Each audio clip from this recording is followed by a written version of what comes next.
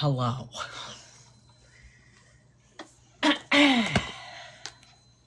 If we ever do decide to go looking for monsters, that pool might be a good place to start. All right, well, since we have the pool here, What are we doing? What are we doing? Who are we? What are we up to? I think we'll figure it out.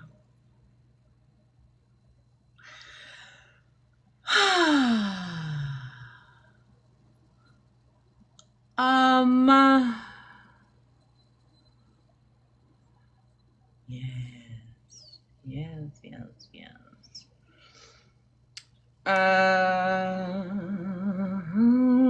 What are we doing? Din, it's nice to see you.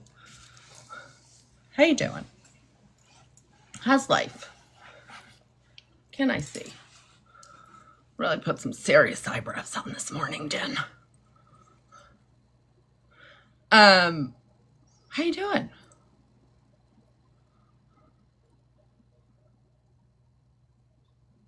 Is it late? Early? What time is it where you are? Okay. Okay is okay. Okay is okay.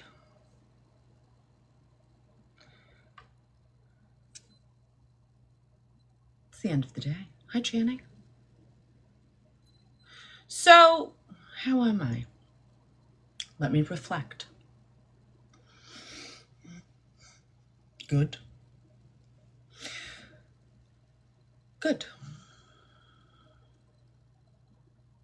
10:55 a.m. Meg, Zola, friends, my friends. I don't think, was I here this last week?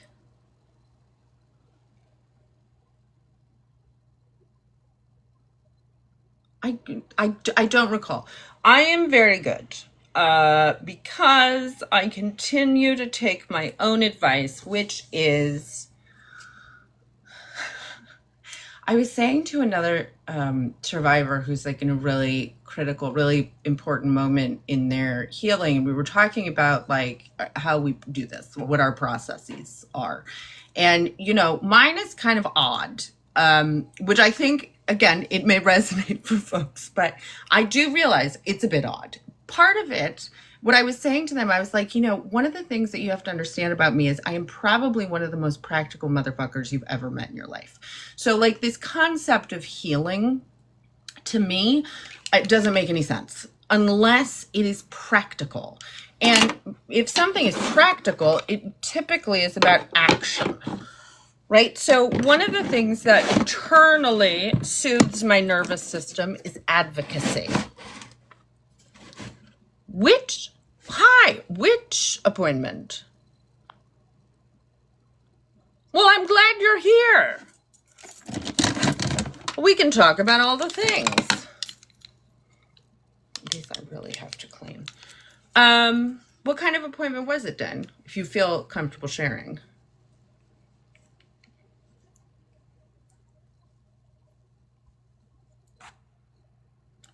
I cleaned them. Yes. Those folks. So yeah, I don't know. I'm really deeply enjoying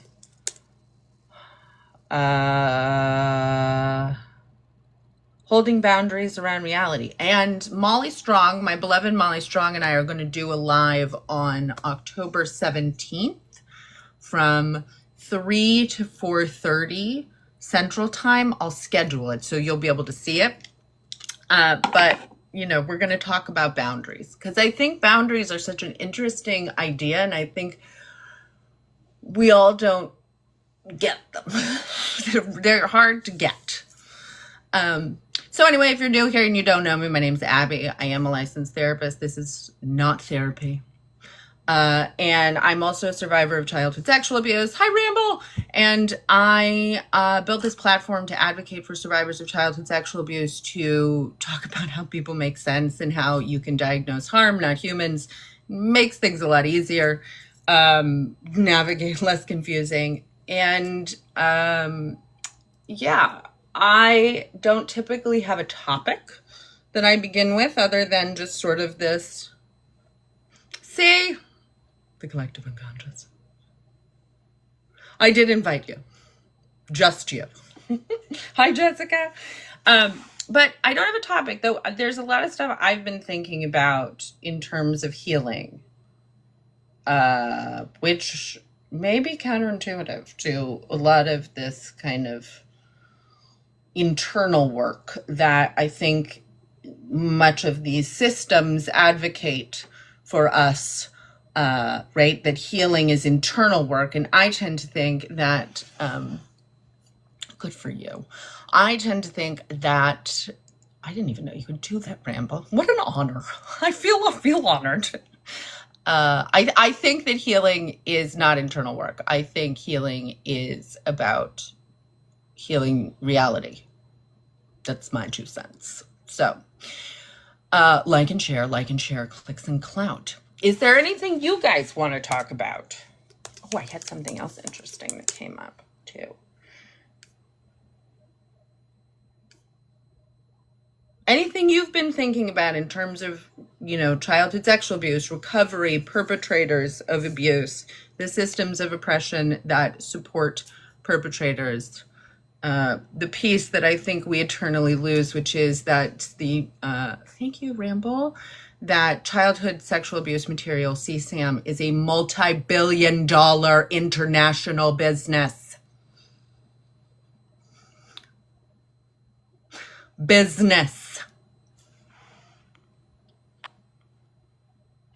Going no contact, we can do that.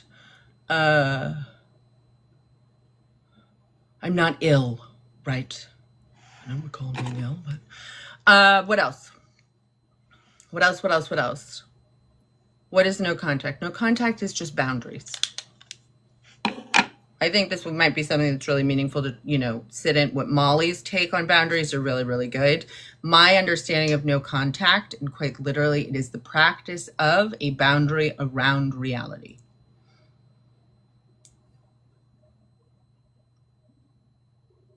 It's not about feelings. Too much shit about feelings. Yep, Chelsea, me too. Not soon enough, but you know what?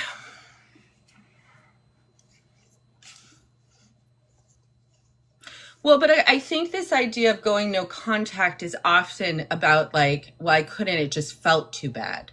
Yeah, but that we lose the thread on that again when we orient to feelings, right, which aren't able to sort of practically, right, that is something that is easy for people to gaslight because they don't feel your feelings, right?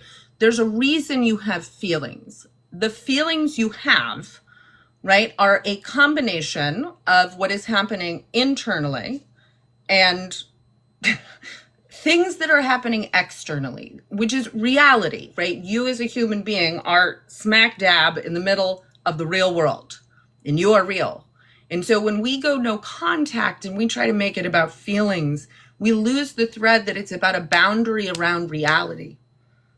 That I am a real person. You are a real person. This is a real world. And this is not functioning appropriately. And if you can't, right, again, whatever it is, you don't have to be like bad, good. It's just like, hey, I'm going to make a boundary around reality. It's necessary.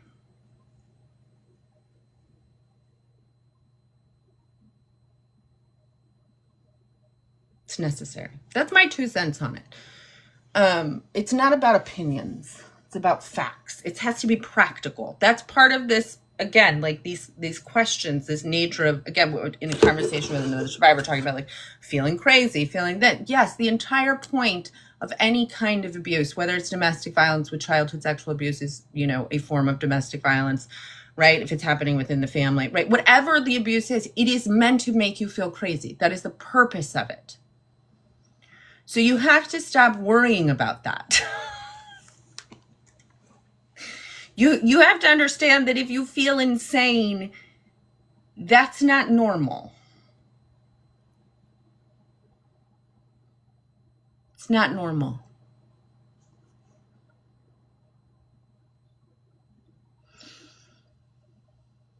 I mean, you know, yeah, when I say like I went no contact, no, that's not actually what happened. I said, guys, I remember what you did to me. How do we fix this? And they said, goodbye. Which again, very grateful for. Very grateful. Still, at the time, was all wrapped up in that. So they really did me a lot of favors. Thank you, Chelsea. You know, I can't take all the credit for that.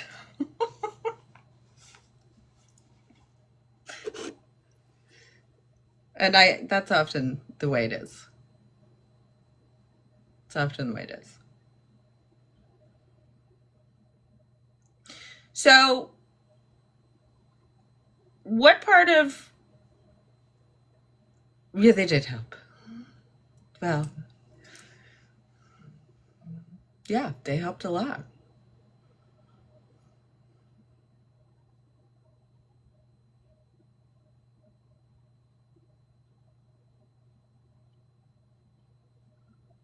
I mean, also one of the things that's really marvelous, I think, when you really start working with reality is you start realizing what you have power in and what you don't, what you can control and what you can't. And one of the delusions that almost every childhood sexual abuse survivor has, or survivor of childhood trauma, is that they, one, are responsible, and two, have the ability to fix things.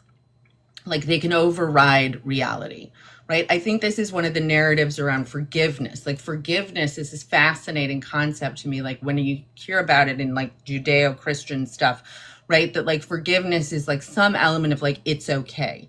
If I were to say that what people did to me was okay, I am overriding the reality that I am just another human being who can't say that this illegal action that was taken, which is against the law, quite literally, right, is okay. That is a delusional idea that I could say it is okay. And so that's part of like when you really start to kind of sink into this and be like, wait a minute, I can't say it's okay that someone's breaking the law.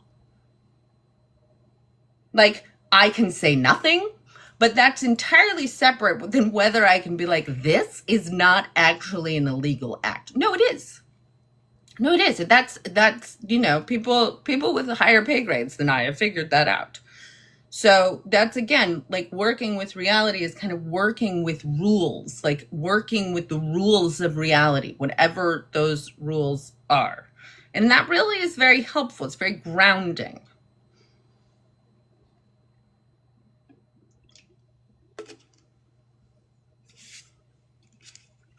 Thank you. Right. Like and share, like and share. I mean, one of the things about childhood sexual abuse that I really like to shout into the ether is that everybody thinks this is an individual problem. They think it's about like individuals, individual perpetrators, individual victims, individual... No, motherfucker, it is not. This is a societal problem. This is a worldwide problem. This is a huge motherfucking problem that is not about individuals. And so when you start to really look at what recovery looks like, it ain't individual.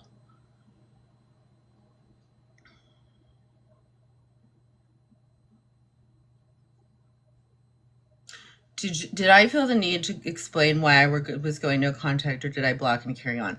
Okay, so yeah, that's absolutely real, Chelsea. I didn't have compassion for myself until I looked at my babies. I didn't have access to myself as a child until I saw my children. I couldn't, wasn't even compassion. It was, I had no access to the reality of myself as a child until I had children. And then I will come back to that other no contact thing. What do I mean? Again, this is really normal. It's really, but there were so many moments before I truly sort of, remembered where things would happen. I remember this, where I was one of my kids was like probably 17 months old. and was taking a bath, and I was like, taking a picture of them, and I registered. I had this moment where I was like, well, I want to make sure they're covered. And then I was like, that's weird that I want it. This is how how fucked up it was. I was like, oh, it's so weird that I feel like they should be covered, because I have pictures of myself at like 8 years old in the bathtub, completely nude, right? And I'm like, what? That's weird. And then you have this awareness of being like, oh, no, that's actually not weird. It's not weird that I was like, no, this isn't appropriate. Like, this child deserves, and that's where things started to be like the initial response was being like, I'm so weird for being like, prudish about this. And then being like, oh, no, I don't think that, I think that's not it. So, second thing, did I explain why I went no contact? So my story is kind of interesting in the sense that, again, I don't know, if others have had this experience or whatever, but when I recovered my memories, I was a working therapist. I was very much in close relationship with folks. So what I did was, my instinct was, I spilled coffee on my teat. Sorry for the lactation. But what I did was I went to them and I was like, guys, I've remembered. And, it's really important that we meet this. And my delusional ass was like, and maybe this is why I became a therapist, so that I can help us through this. And the response to that, but I was crying, I was tearful, right? The response to that was one party just fucking never spoke to me again. And fundamentally, done. The other one tried to fight with me a little bit about it. And then, because I had all these pictures and I was deeply worried for my own safety. So I gave those pictures to a lawyer friend and was like, if something happens to me or my family or anything, this, and I told them that, and then they cut off contact and fled the state to moved to a state where the statute of limitations for prosecuting childhood sexual abuse, when one remembers it, are different. So, and then did I carry on? Yes. Yes, I did. But it's been a very interesting, and again, I think my experience might be a little bit different. It might not, because what I've come to understand is that there's a business that I was unknowingly involved in. That this wasn't just about one-to-one abuse. It was about the proliferation of childhood sexual abuse material.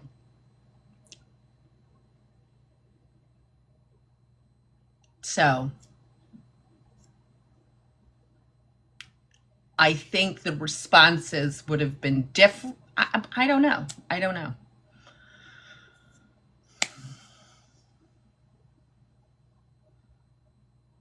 Yeah. Well, it's been actually, again, I'm very grateful to the way folks have responded, because it's really normal to question oneself. Yes, they fled. Literally, I said, this is what happened. I had been visiting in person, which is part of where my memories kind of came back. There was an altercation, and I think I didn't dissociate fully because I was actually holding on to my 6-month-old son at the time. And so I was able to kind of stay in my body because I was protecting my child. And that's part of when, anyway, but so then the issue, I stated, I came home, I was working with a therapist. This all came in. I did this thing, which was really interesting, where I had, so my mother passed away when I was 21 years old. She was sick she got sick from ovarian cancer when I was 12. But, and this was all happening when I was 38. So I came back and I had all of this sort of confusing, it was just, and so what I did was I reached out to, before my mom died, she had this group of women who'd known me my whole life, who were, dear friends, and I basically was like, would it surprise you if something had happened to me? And these are my mom's peers. And then each time there was like, oh no, we had concerns. You should talk to this person about it. They saw something. You should talk to this person about it. They saw, right? So this all transpired within like a week. And then I called my family and was like, listen, this is what's going on. We need to talk about this because I don't really know what to do with it. And I think I can heal us. Some, ridiculous thing in that. And literally had just been there. No conversation about moving, no conversation about anything. That next week, their house was on the market and they were in a different state, where the statute of limitations were different. So that felt like confirmation. And again, I think there is something about like the truth, truth does not require belief. I think about that in my own experience a lot. It just really doesn't. And so what I find is that the truth gets confirmed through actions. Like, it's not really, it's just, that's how it works. Like, so, am I crazy? Well, that was their narrative, right? That I'm crazy, that all of this, it's crazy. Well, that has been confirmed or denied through actions, right? 2 years later. Like, that's part of, again, where you just sort of, you don't have to worry about it so much. And so I've really had a formidable and really fascinating experience to see, like, how large is this business? How far does it go?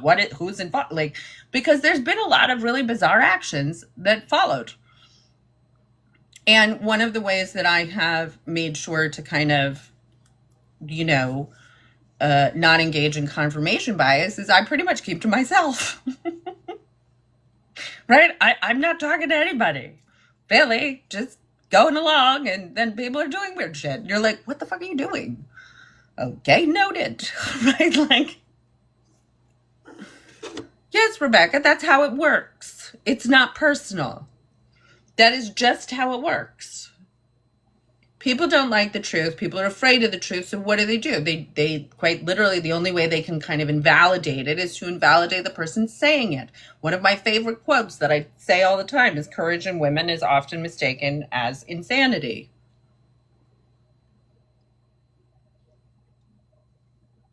And it is. So, like, that's when I'm like, you can diagnose harm, not people. Diagnosing abuse is really easy. You're like, who's the perpetrator? Who is it? I don't know. The one running around calling someone crazy? That's usually it. Right? People who have been abused are typically trying to get their own, they're actually, they can appear crazy because abuse, again, it's chaotic. It's meant to create chaos. So what we equate, crazy to chaos, which is actually not really how it works. Like, if you've ever met anybody who's really kind of in delusion, they're not chaotic. They're certain.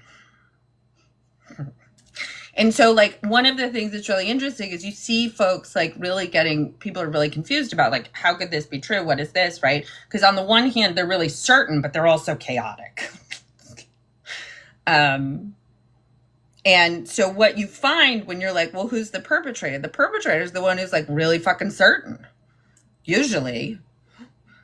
And, like, chilling.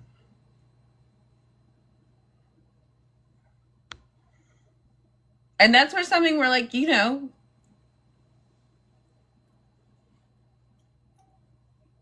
eye of the storm is usually who is creating the chaos.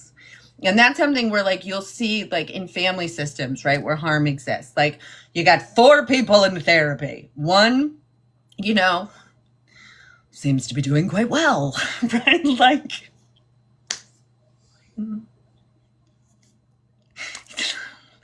What do you think's going on there, guys? Is it all separate? Like, that's where I think we really start to lose the thread, where you're like, oh, they all live in the same house. So why is one person in that house doing fine and everybody else is like freaking out? Oh, because they're being terrorized. It's not fucking rocket science, but apparently it is to law enforcement. Apparently it is the family court system. Apparently it is, you know, like, this is just, you know, what it is.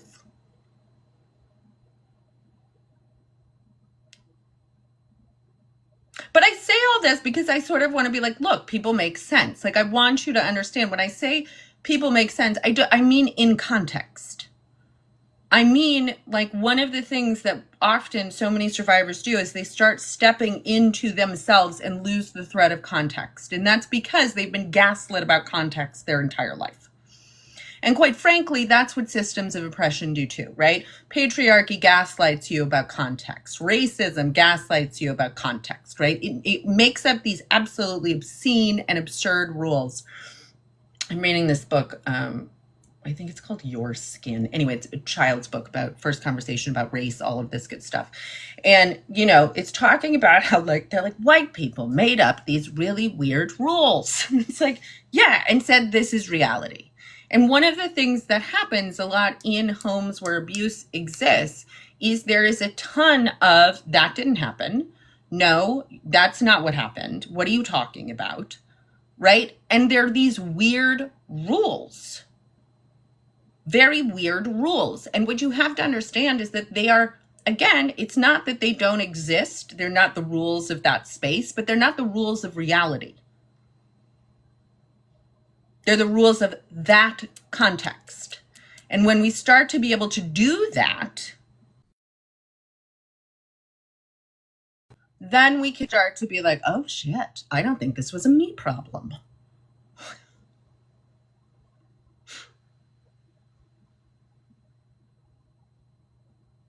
Well, Susan, who benefited the most? Like, yes, my experience of everyone in my home was they were chaotic. Because it was chaotic in my home. However, there was one person in my home who did not have a chronic or terminal illness, who continued to move up vocationally, who was writing books while all this was happening, while I was just trying to fucking figure out how to graduate, right? And the other person, like, could barely, you know. This is where it's like, yes, we're not talking about the emotion. We're talking about, in reality, practically, there was one person who was doing well in reality and everybody else was fucking falling apart. So what is that? That's about the environment of the home. That's not about that person having any sort of better mental health, to be clear. Just hid that really well. Baby cat, no. Don't get me started on DCFS. I've sent multiple litigation holds. I just want you to know that, like, I'm not just talking a good game, okay? I'm fucking showing the fuck up to this party. Like, absolutely not. And here's the thing, and Molly and I are going to talk about this when it comes to boundaries. Part of setting a boundary when it comes to play like DCFS, these institutions, you fucking set a boundary on reality, right? Absolutely not. I don't give a shit if they don't have a concern for reality. Reality is what it is, and they have a job, and they are legally obligated to do that job.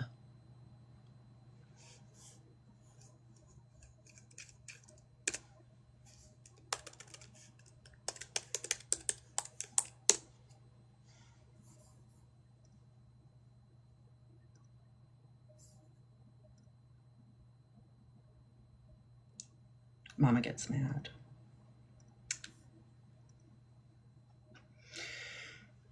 But that is something that I really have learned. And again, it's a very unpopular thing. Like, if I were to talk to people about how I necessarily, right, of negotiate, like, everyone's like, don't do that, don't do it, don't, you know, don't rock the boat, don't be troublesome, don't, fuck that. Fuck that. Okay? Oh, Susan, that will. One of the things I was saying to my therapist recently, hold on, baby cat, you can't do that.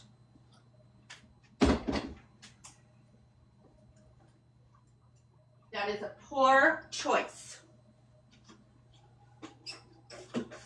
And if you would just leave the dog alone. Like in this example, I just want to be clear. Who's benefiting? Baby cat.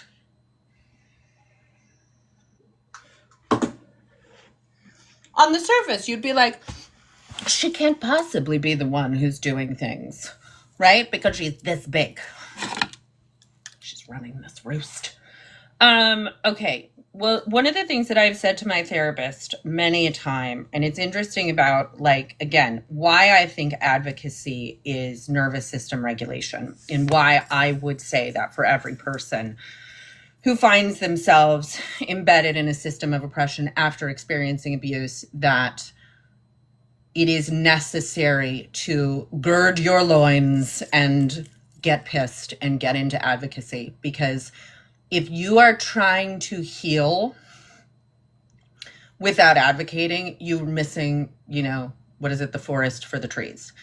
Because what I've said to my therapist and what I find to be true is, like, there is an element of empathy I have for people trapped in relationships, again, like, and whether this is like a child part of me or whatever, fine. We're not going to invalidate it. We're going to be like, cool. But, a lot of the people who hurt me were hurt. This is what they know.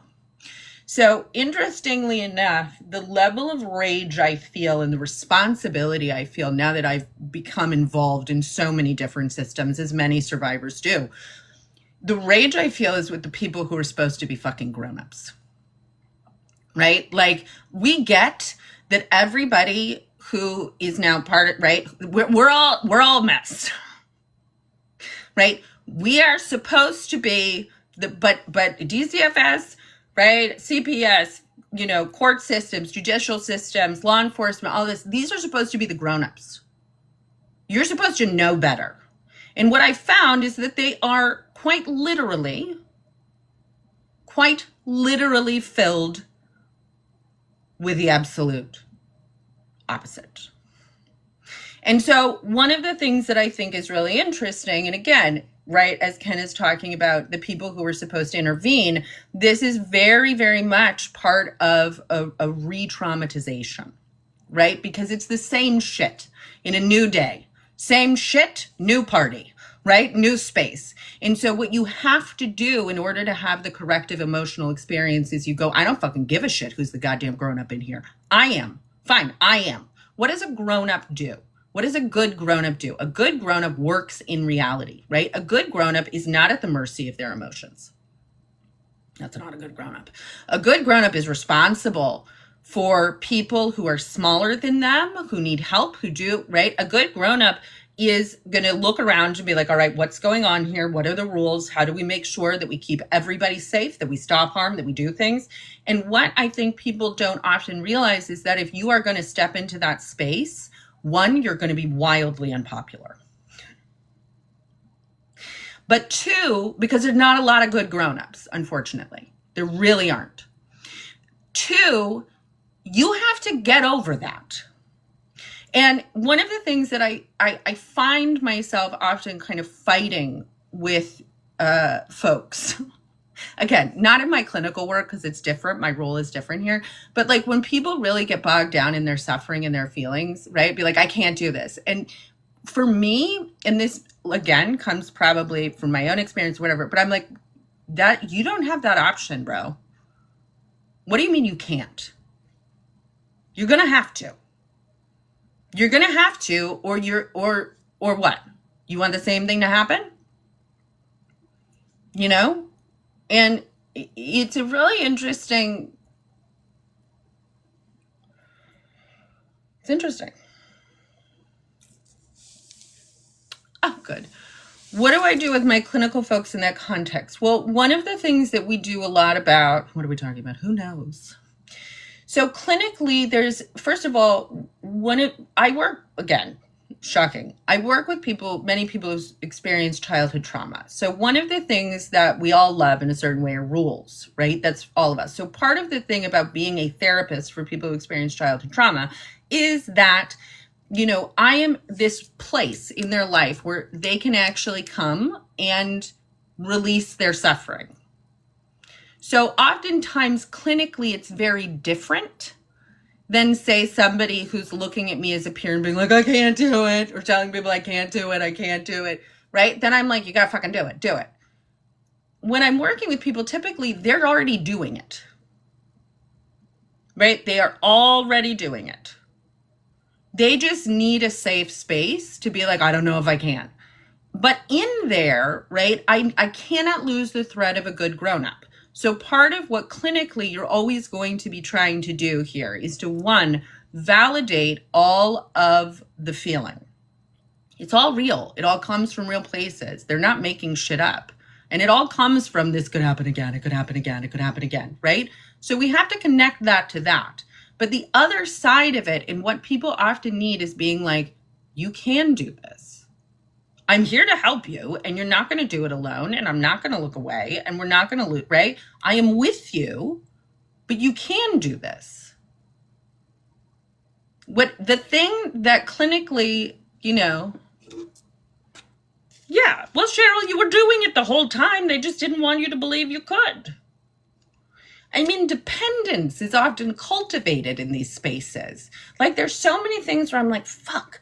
I grew up and I had so much shame around, like, when I moved out and lived on my own. I'm like, I don't know anything about money. I don't know how to manage it. I don't know how to cook. I don't know how to do this. I don't know how to clean. Yeah, nobody taught me. Nobody taught me, which is weird because part of this is like looking at me and the expectation of coming from this, upper middle class family. I should know, right? So it's got to be a me problem that I didn't. Oh, no, I just didn't know. So it's a very interesting thing that's separate from did I figure it out? Yeah, still alive, still here. Yeah, right. So therapist, it's a different job. Like there's a different job between validating the feeling of hopelessness and being like, yep, that makes sense, versus the reality of hopelessness, which often doesn't make sense. So that's where I think, we get real confused. Your feelings are reality, but the outcome that often we come up with based upon the feeling is not reality. That was reality, but it's not reality now.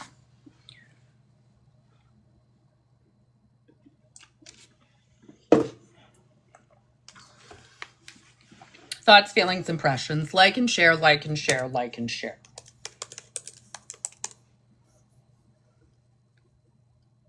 Clicks and clout, clicks and clout.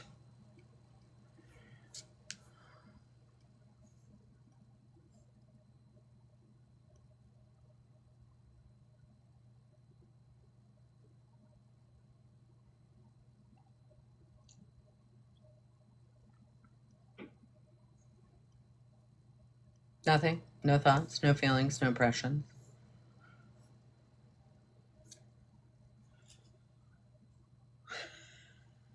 I don't know, guys. It's just one woman's opinion. Nobody has to agree with me. It's just my hot take. All, skewed by my own experience, no doubt.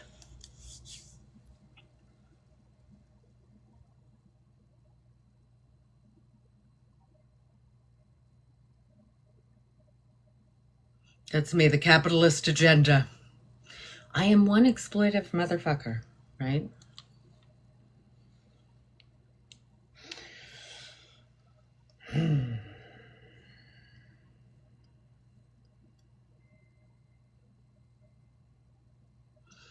Well, Susan, because I think this is really the place you gotta work, is in reality. And anywhere else, again, like I just think that is it. I think it's very grounding. And that's where, when you can ground into reality, a lot of stuff becomes easier. Just a lot of it. Because so much of reality isn't actually up for debate. You know, someone will be like, this is reality. And you're like, no, that's an opinion. Like, I get that. That is an opinion. That's not reality. Like, one of the things that I say a lot is I'll be like, could this be a coincidence?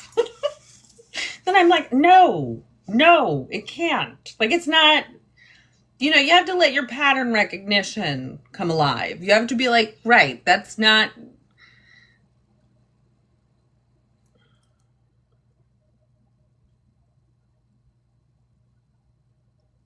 That ain't it. That ain't it, kid. Accepting reality is also where you can actually do things from. Like, you can actually do something with reality. You can't do something with a delusion. You can't. You cannot.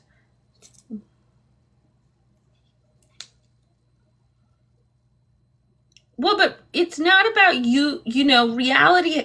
Yes, but part of this is you have to really be like, reality is bigger than me.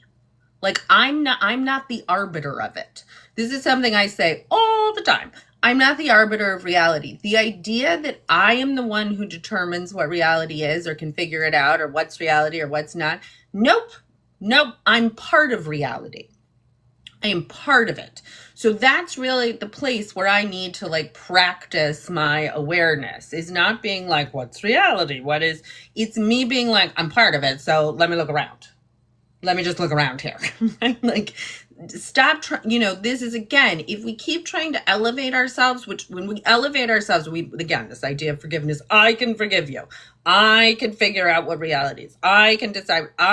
This is dissociative. It's ego. It's the thing that's like an I. No, the I of you, which great, we love it. Love that I. But the fact of the matter is you, human body, are part of reality. You are in a meat suit wandering around. So, you don't need to cognate on that too much. You can just be like, oh, the meat suit. Me, there's another, right? Like, these are the, it's like gravity. Does it exist? Do I have to figure it out? Well, let me drop something. Okay, there it is. Our entire society is delusional, but that's, the point. How else do you think you get people to work for pittance?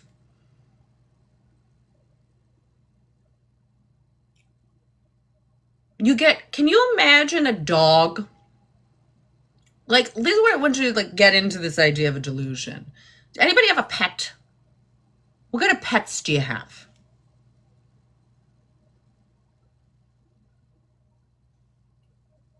What kind of pets you got?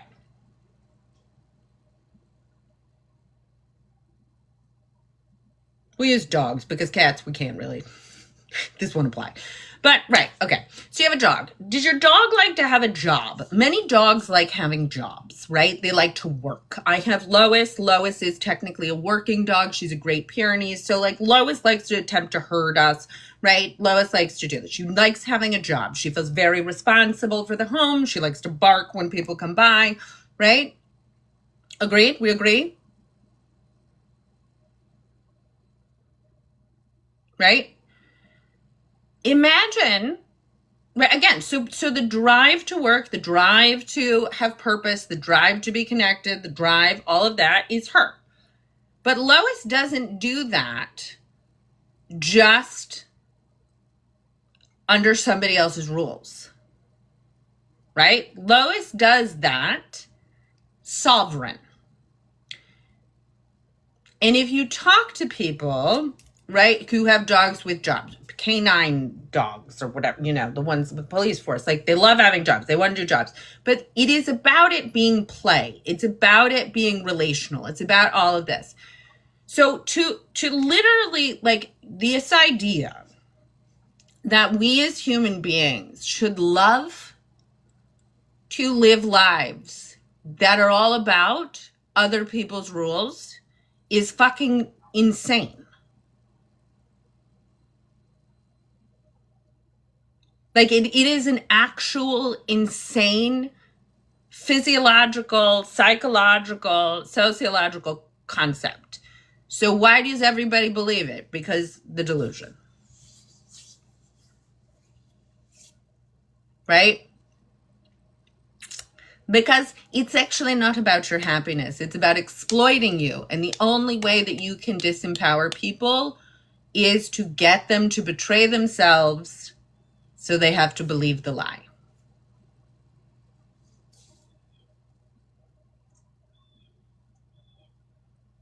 It's the same lie about children being important.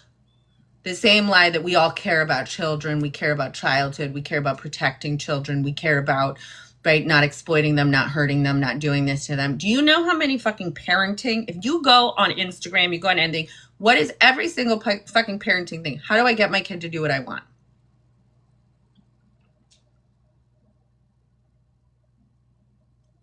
How do I get my kid under control? How do I get my kid to join the capitalist system without,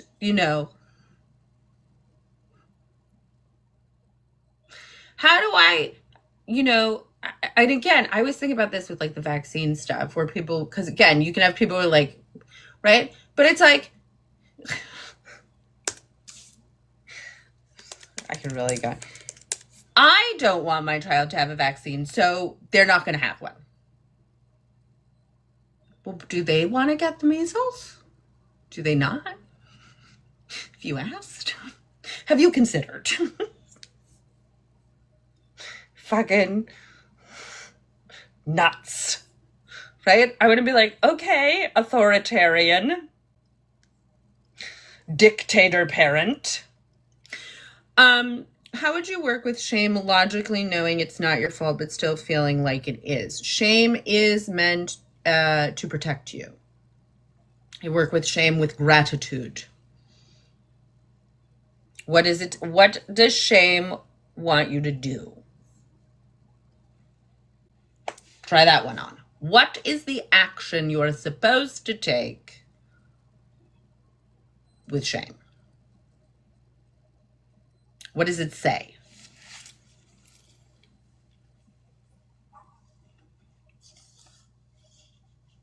Yeah, but it's hard to do that, Priscilla, because part of it...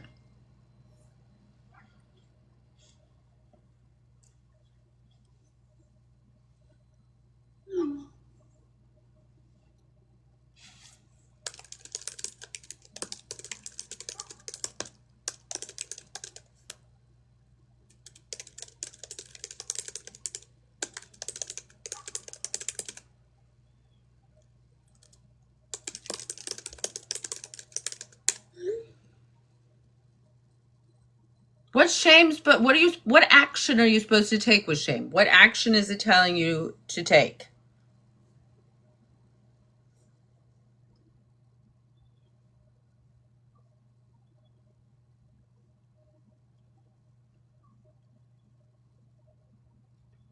To hide.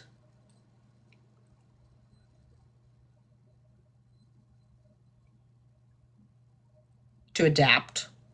Yeah. Anything else? Stay quiet. To be small.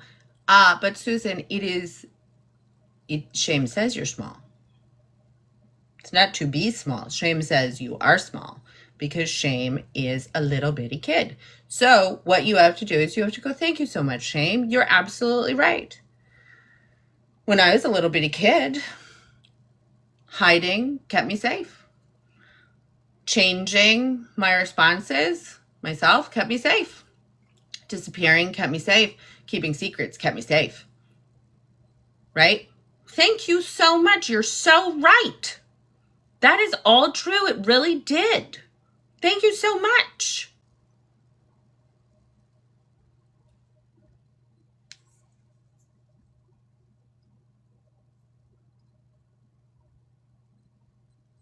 I appreciate you.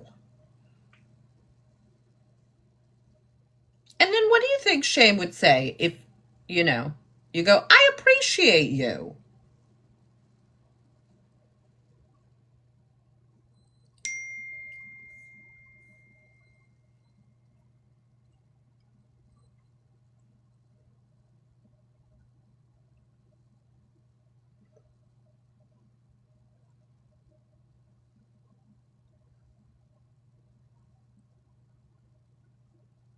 If you said to shame, like you could try it right now and be like, I appreciate you.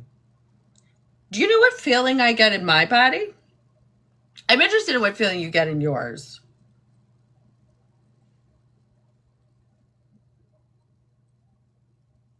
What happens?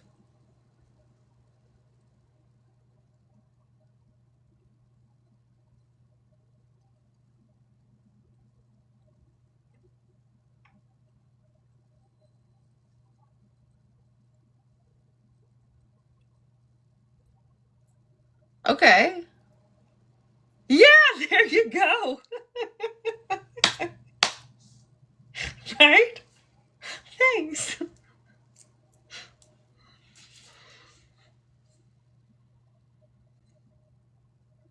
Yeah.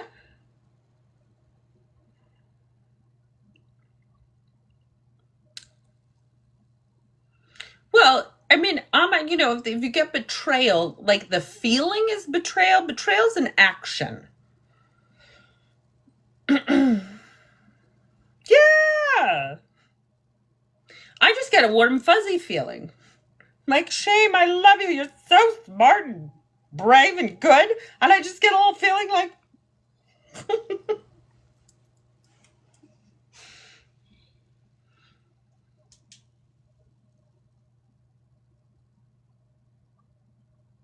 shame's a buddy.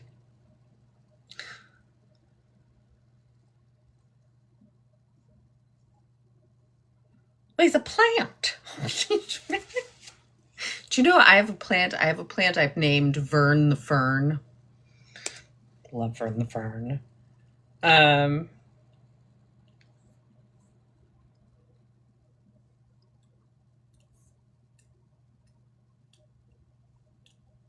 Shame is not bad.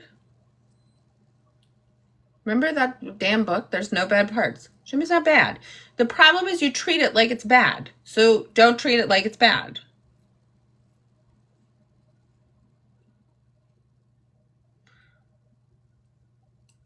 Well, but it's interesting.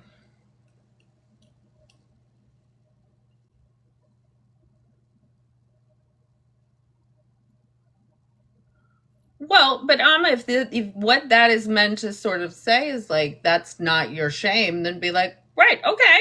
Then you can be like, thank you so much. Go on, go play. You're not mine. Go find your mom. Like is that go find your mom.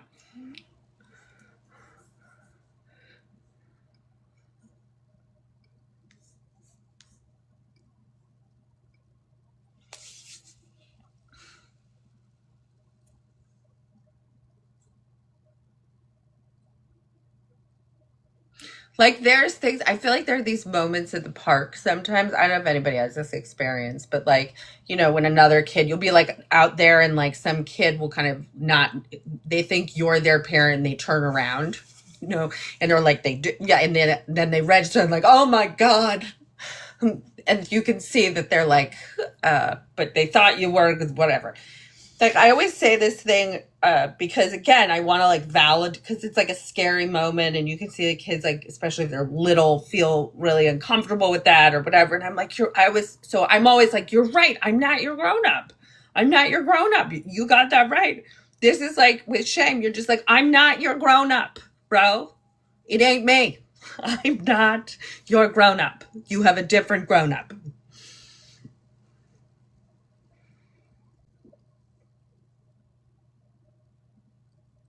I mean, I think though, like that, I'm really excited for this chitty chat with Milks because about boundaries. Because I really did used to think that boundaries were about like my feelings. And I am now of the position that boundaries are about reality, right? And so like a lot when you have been a vessel for other people's feelings, which one of the things that you talk like right big like dissociation breeds this kind of ability to be projected upon. That's why it's very common when we're looking at kids, you know, again, it's an ability. So like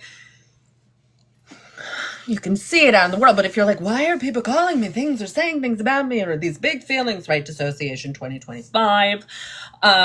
You know, it's like, yeah, that's because many people who had to dissociate in childhood have this incredible capability to kind of be vessels for other folks' emotions, and then they get this projection. So there could be something very real in there, mama, where you're like, no, this is not your house. Let's go. Right? Let's go.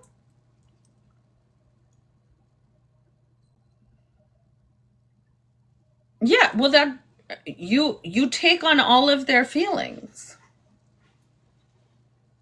because that's how you stay safe.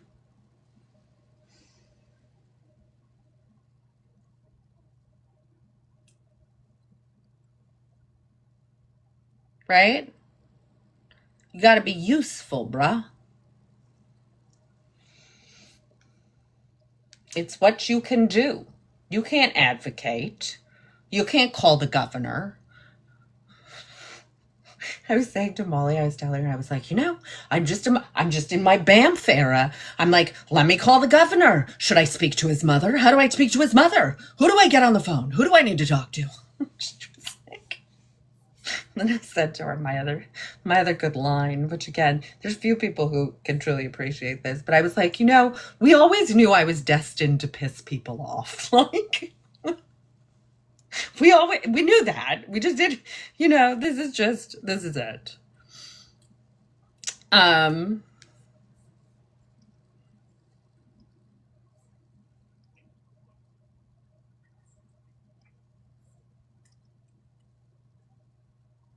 It's good. It's a good quality. Good quality to have. Not for everybody, but, you know, whatever. All right. Any other thoughts, feelings, impressions? Anything else we want to talk about? We're recovering. What are we recovering? We're recovering ourselves. Yeah, you know. You know. Katie G. We're going to get you on here one day. With your full consent, though. Full consent. Consent forward. Nobody wants to remember. Onward. Think that. Right? Be like, yeah, I know. Who would want to remember?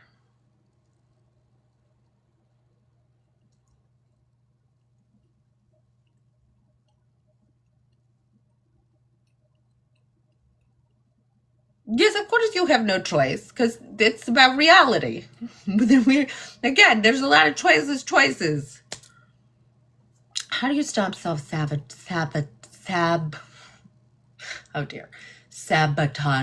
Well, that depends on why you're self-sabotaging. Nobody. That's why we have iPhones. How do you think Apple got so popular? It ain't just you, brah. Like, what are you defining as self-sabotaging? In what? I know. That's everybody's like, I don't want this. I'm like, yeah, duh.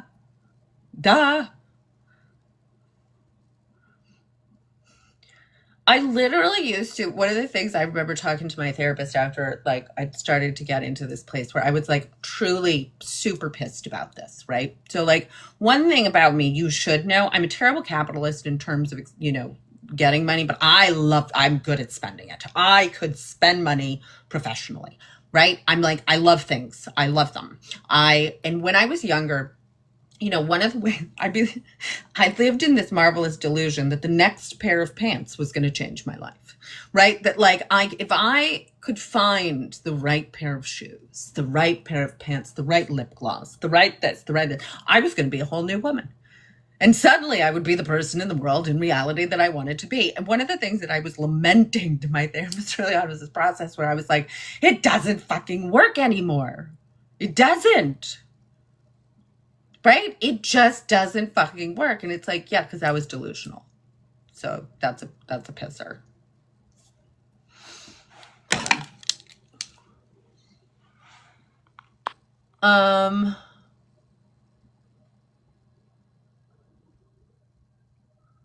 I think in the past. Okay, so that's why I want to define self-sabotaging. Again, we're going to go back to shame. Shame, you have an attachment to, yes, I am. Why don't, sure. So what,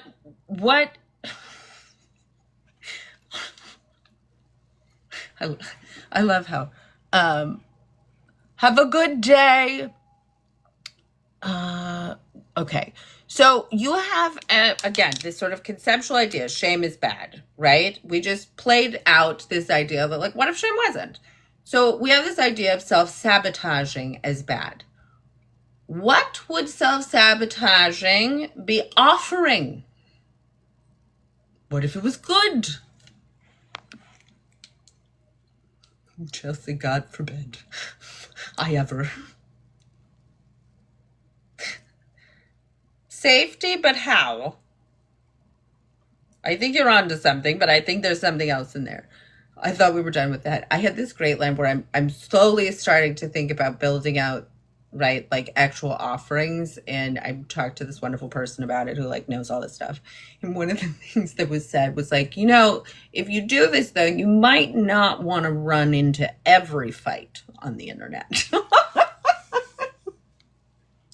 I was like, yeah. Fair. It was not a branding choice. Safety, intuition. Okay, but think of it. What does self-sabotaging do? What does it show you have?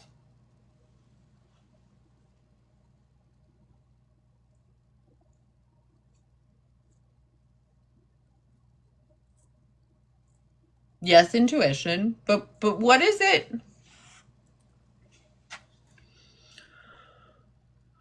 There you go, Susan. Control, power. So what is medicinal for people who have experienced powerlessness? What is medicinal? What is the corrective emotional experience for people who have experienced powerlessness?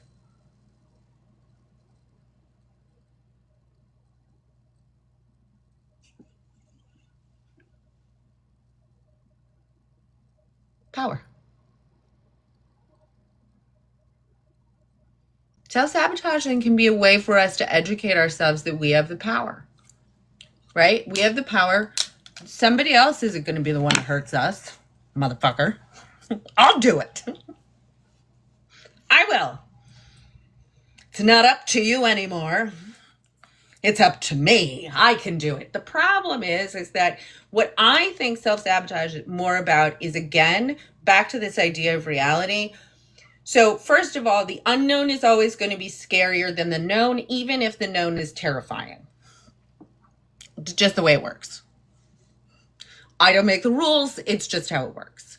Two, so one of the things that people often like, and literally I've been a therapist long enough to be able to say this with like my full chest. People are often terrified of getting better.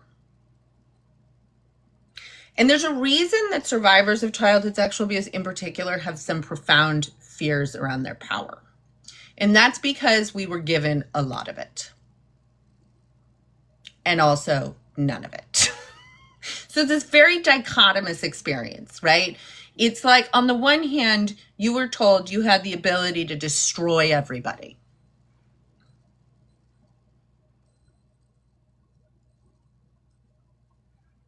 right? You could destroy everybody. If you said you could destroy everything, you could destroy everything. Destroy, destroy, destroy.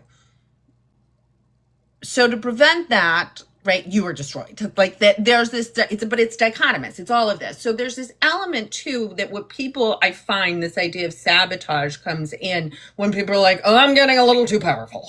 I'm a little bit, I can't do that. I'm a little too happy right now. Nope, can't do that. Oh, that's a little too much money for me. Thank you very much. Yep. And like, again, it's not about like, it is quite literally about that you've had to live your entire life in this space where like, the safest way you could be is not too big and not too small. Just right there. And that's normal.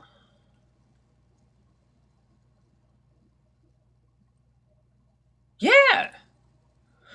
Well, normal. Why can't you remember whatever traumatized you? Friends, first of all, super normal. Second, friends and colleagues. Care to help out. There's lots of reasons. All of them protective, all of them productive, all of them make sense because people do. And the answer to what happened to you is in reality, where you are.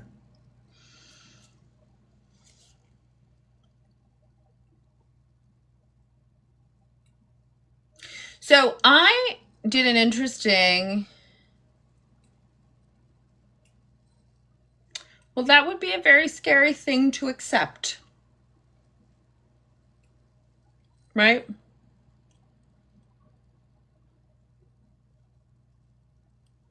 Sometimes I have this image in my head of like,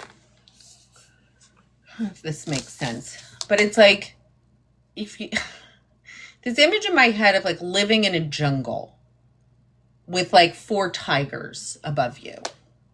And that's where they lived. And they could come down and drop on you all the time at any moment. And, this little person like carrying on, cooking food, doing things, like pretending the tiger's not there. And you look at that and you're like, what the fuck are they doing? Why would they pretend the tigers are not there? They're 4 tigers. And it's like, well, what else would you do? If you can't move away, if you can't leave, if you can't do anything, wouldn't you just carry on and not see the tigers? Maria.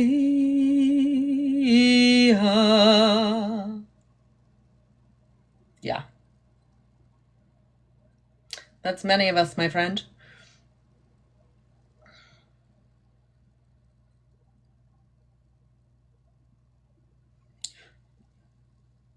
We have a Maria update. So, I think one of the things you have to understand, and again, it's 2025, to be clear, bringing allegations of sexual abuse does not result in people going to jail or survivors being protected. We just saw the P. Diddy trial, right? We all saw that. We saw, quite literally, Cassie Ventura testify to the degree of terror, the threat to her life, all of this. Was that man convicted? No. First of all, not on that. Now, it's great he's going to jail for 4 years. However, like,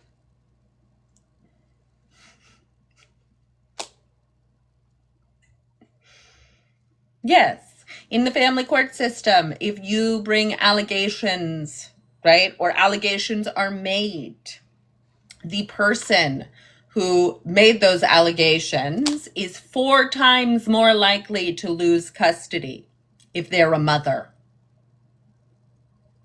than if they never said anything at all. Try that one on.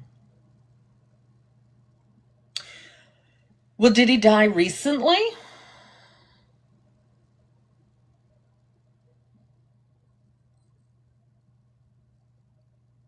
Because that can be a very normal time for people to start to remember when people who've harmed them die, when they have children, when there's shifts and changes. There's sort of like these moments that we expect people to be like, oh.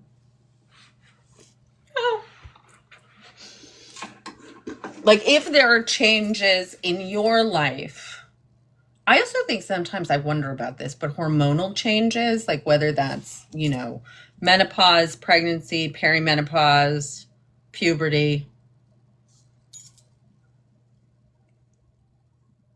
Thank you. Thank you for blessing me. I don't know if, I don't need you to tell me what to do.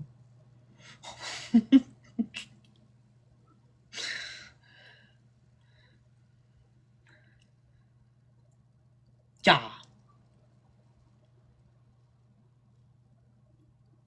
Yeah. Courage to Heal. That's an old one. That one, they got into trouble in that one because they basically were like, if you think this happened to you, it did. And again, God forbid anybody says anything like that. So, but again, it's funny. I'm just such a pragmatic bitch. I really find like I have struggled so hard, and probably this is why I, in some ways, have come up with my own way of doing this. It's very on brand. But, I read that one. I was like, I don't like this. I don't like how they want me to do this. It's too many feelings. Why has nobody talked about writing your local congressman as a metric of healing whatsoever? I know you know about this. This is the way to heal.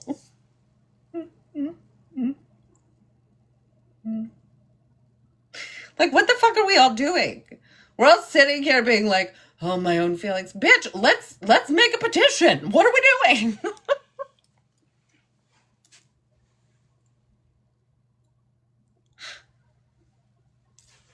It's a good book, though. That's. Yeah, exactly. And doesn't it help? Isn't it the most helpful thing that has ever happened in the history of your healing? I mean, I read case law.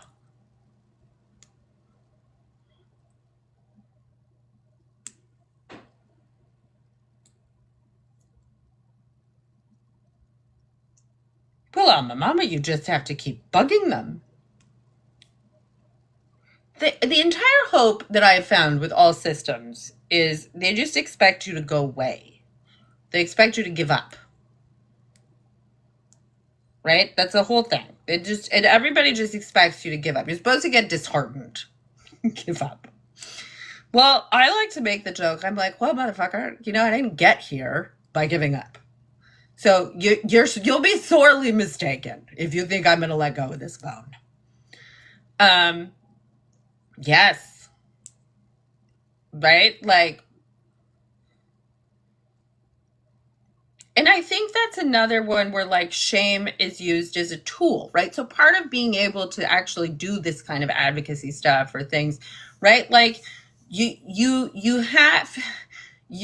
part of what is expected is that the shaming that happens again in adulthood will silence you like it did in childhood. And for a lot of people it does, because it has that same, it's happening again and then it happens again. And so you really have to figure out how to be like, all right, fuck it. Fine. There was a period of time when there were all of this like narrative about me being crazy, despite all of this documentation that I wasn't, when I would drive around in my, very uncool vehicle, like blasting Crazy Bitch by Buck Cherry.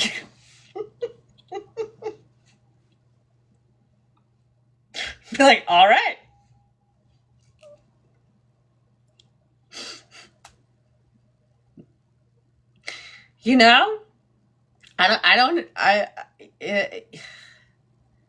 Fighting a lie validates a lie. So you really just have to hold the line. Yeah, exactly, Priscilla. Well, that's what I really think. I'm like, I don't know how to talk to people about healing if I'm also not talking to people about advocacy, which is fight. Right? I can't talk to people about healing if I'm not helping people also support their fight response, which is advocacy. Because that's how you work with freeze. Well, Nexus. I mean, really, that's... I just like your full, that was said with no feeling, just totally fact. It's normal. That's the whole point.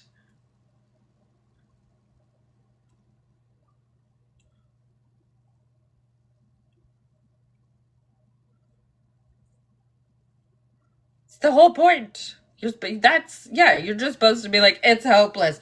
It's never hopeless. Reality, that's not it. But in reality, crazy, wild things happen all the time. Good things happen all the time. Why not to you? Right? Just because it hasn't happened. That's like, it's so easy for survivors to be like, a terrible thing is going to happen. You know, we're like, oh, that's it. The terrible thing is going to happen. Have you considered that a great thing might happen?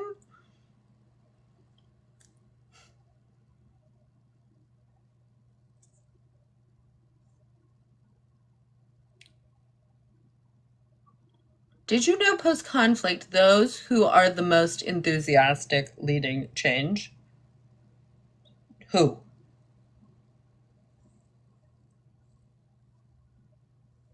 Yeah, look for the glimmers, not the triggers. Exactly.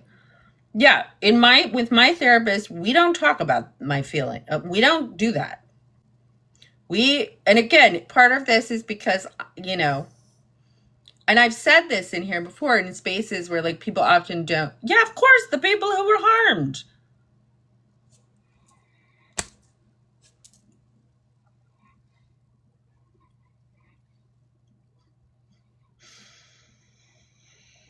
Yeah. There was a moment that radicalized me.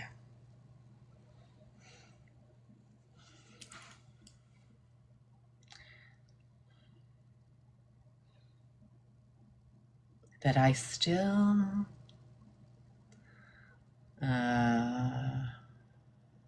yeah. How does it make me feel? I don't have language. I don't have language for it. But one of the things that I think is, you know, again, this concept of like keeping going back to how do you feel? How do you feel? How do you feel? Who gives a shit how you feel? What are you going to do with it? What are you going to do? Now you can talk about that feeling. That's an action, talking about it. But like, what are you going to pragmatically do with that feeling in the world? Because that's the answer. That's it. That's all therapy is about. That's all, right? And except we don't ground it in actual action a lot of the time.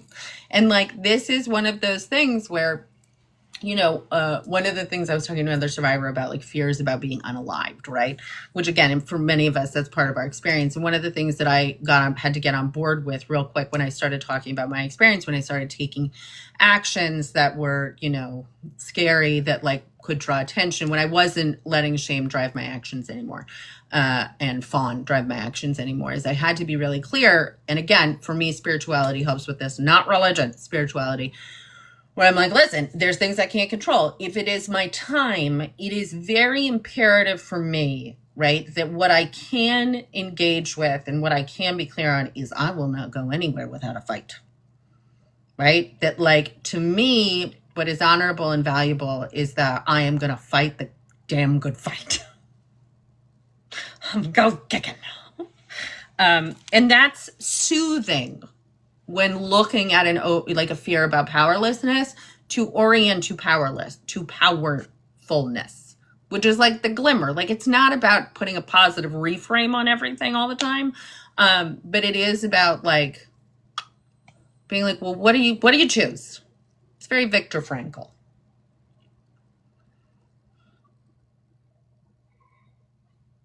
I'm gonna use the restroom and then I'll be back. Think about what you want to talk about. How do I pause this?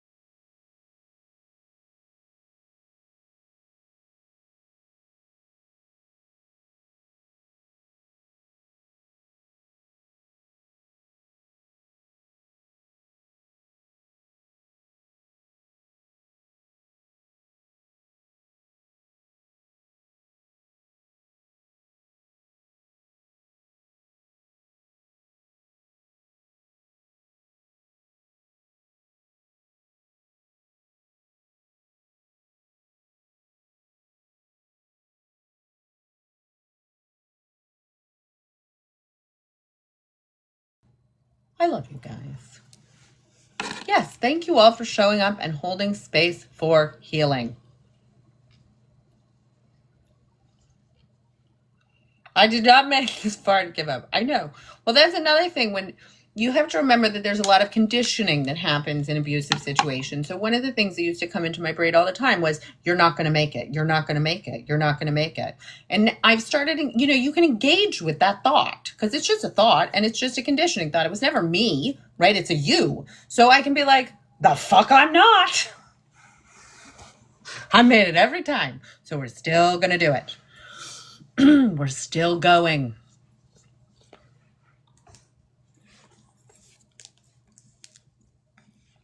And that feels good. Like that feels good. It feels good to be like, and I like to think of that as like, my life is not my thoughts. My life is my actions. My life is my body. My life is, I am not my thoughts. I am not what's happened to me. I am this living, breathing thing that is existing in the present, shouting at you. Right? Like, that's me. That's the truth. That's reality. And it's helpful to remember that.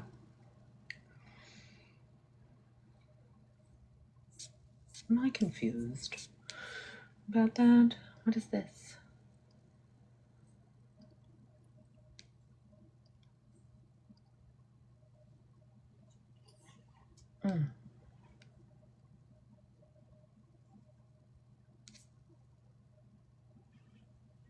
You know what I'm saying? And I don't need agreement from like some great collective on myself, my actions, right? Like, again, I think it was a really tremendously meaningful experience to be so reviled for a minute. Because it really helped me be like, oh, right. Y'all don't fucking know. But I know. It's not forever. Nothing is forever. Nothing. There's not a single thing that is forever.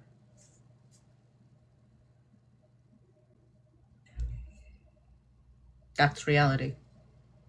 Nothing. The dinosaurs were not forever. Nothing is forever. So,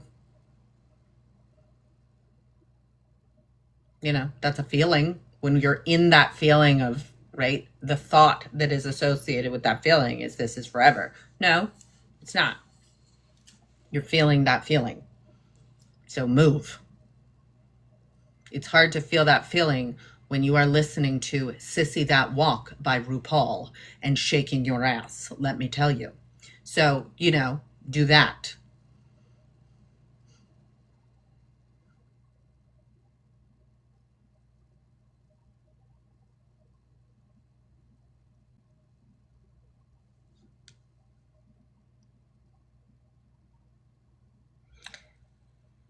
Because it's practical.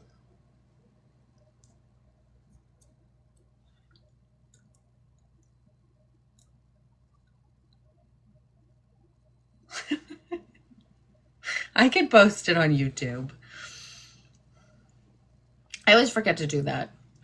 But I can post this one on YouTube.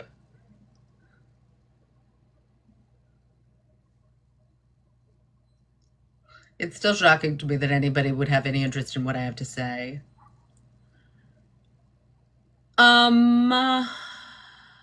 Comment, like, share, yes. So one of the things that I'm considering, and like, I think I'm a lot closer to this than I thought, right? So there's a desire to do like coaching. There's a desire to do support groups. There's a desire to do all of these different things. There's also a very real practical part of my own experience. And probably some part of this is like fear of my own power. So, I'm looking at that. But one of the things that I think it would be really necessary is structure. And one of the ways that I might want to introduce groups is that they are not process groups. Because process groups can go off the rails. So a book club or, a course or a thing would be really terrific. And again, I have all these ideas of all of this. It's all there. But I think there's part of me that's a little nervous.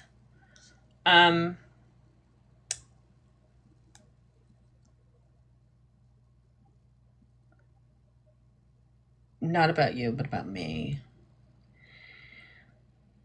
Do I have Discord? No, I have a website, which has the ability to have a community space. It has the ability to post courses. It has an ability to do all of that. The thing about working, but what it might look like when we start to do the support groups is having therapists run them. And interestingly enough, there's a lot of therapists in this group. So they're not, because they can't be therapy groups. But, I do think it's really important for safety reasons to make sure that it's not crisis management.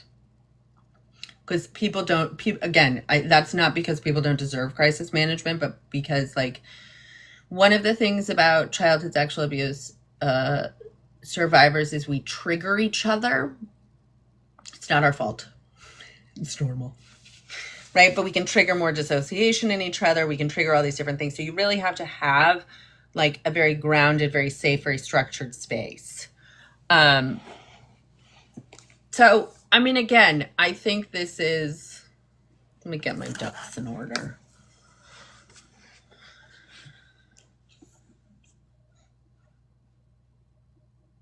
I have a deadline in my head. Yeah, that's my home. I lived in New York City for 20 years. It's where I became a person. Saved my life, I think. Period. Right, exactly. So I have, and again, you know me. Do no harm. So I really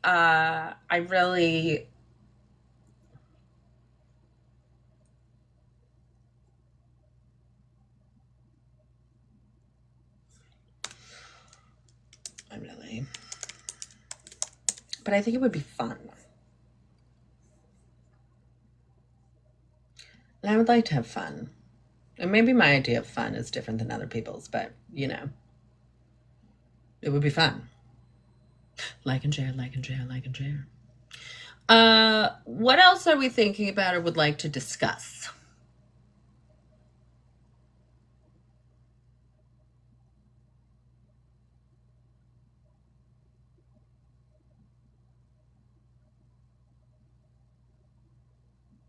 How might I be of service?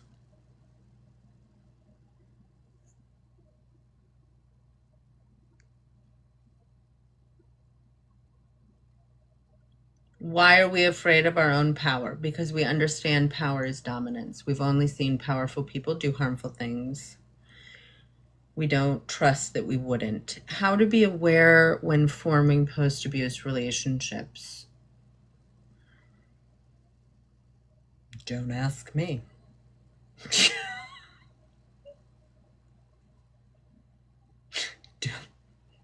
I've just opted out. Now, that, again, I think this is one of those spaces where I work very much in reality. So you have to understand, I'm gonna tell it to you straight. This is my opinion. Take it with a grain of salt. If you came to understand love and harm as being one and the same, that what love looks like also is about power, is about, right? You want to prepare in reality to keep yourself safe. Now, for somebody like me in my current life, my current situation, my current responsibilities, we will not be experimenting with that. right? Because that is one area of lack of safety I'm not cultivating. We're not opening up. Nope. That doesn't mean, right, at a different moment when reality looks different, that I will. But right now, the fuck. Because it's not because I might get it right or get it wrong or this or that. It's because in reality, I would be opening myself up to risk in a way that, right? Because that's what learning is. Like, if you're going to learn, you're going to make mistakes. That's how you learn. And that's fine. That's good. But I, in reality, am not in a, like, I cannot make mistakes around that. I got too many people depending on me. I got other people's safety, right? I got other things. So, we don't fuck with that. We just don't fuck with it. And I think, again, I think one of the things to just be really mindful of when you are preparing yourself as somebody who has experienced abuse in relationship to, and Beth, thank you.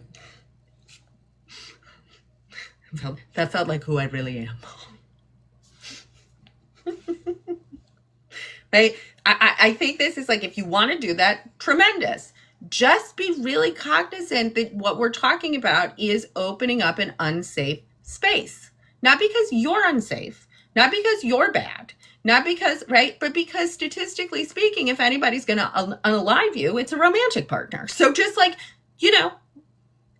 that's reality. And you're allowed to be like, I don't know about that. Like, it's a real... And this is something, I'm going to bring this to you folks, because, like, this is something, like, when I tell you that I was boy crazy my whole fucking life, like, Abby, I always had somebody, I was always doing something with somebody, right? Like, if I wasn't in a relationship, I was always talking to somebody, always talking.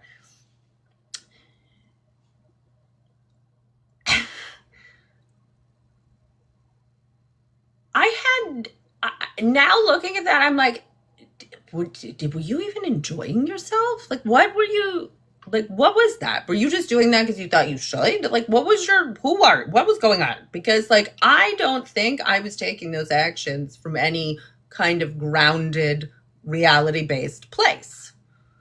And now, this again may be an incredibly unpopular opinion, but, like, do you know the joy of having no romantic shit anywhere in my life? Do you know the peace? Do you know how absolutely delicious it is to not have a person in my house ever?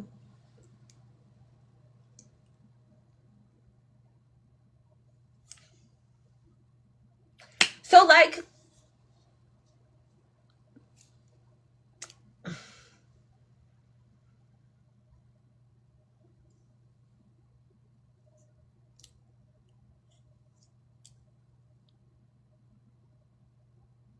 I think there's a real question that I sit with a lot. Is like, well, why? Why would I want that? And until I've got a reason,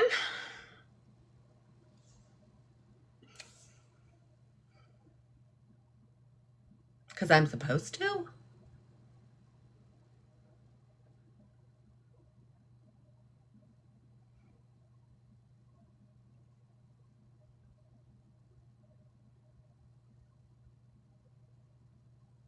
I also find it's too much talking.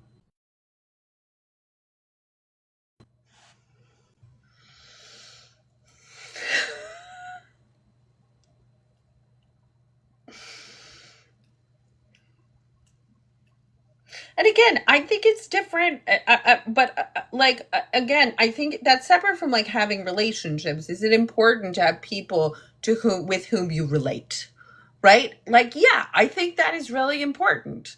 And maybe it's not even like people. Like, I think you can have deep, meaningful relationships with spiritual practices, with nature, with animals, with, the goodwill. Like, I just sort of like think, there's a very narrow concept of what it means to be connected and alive in the world.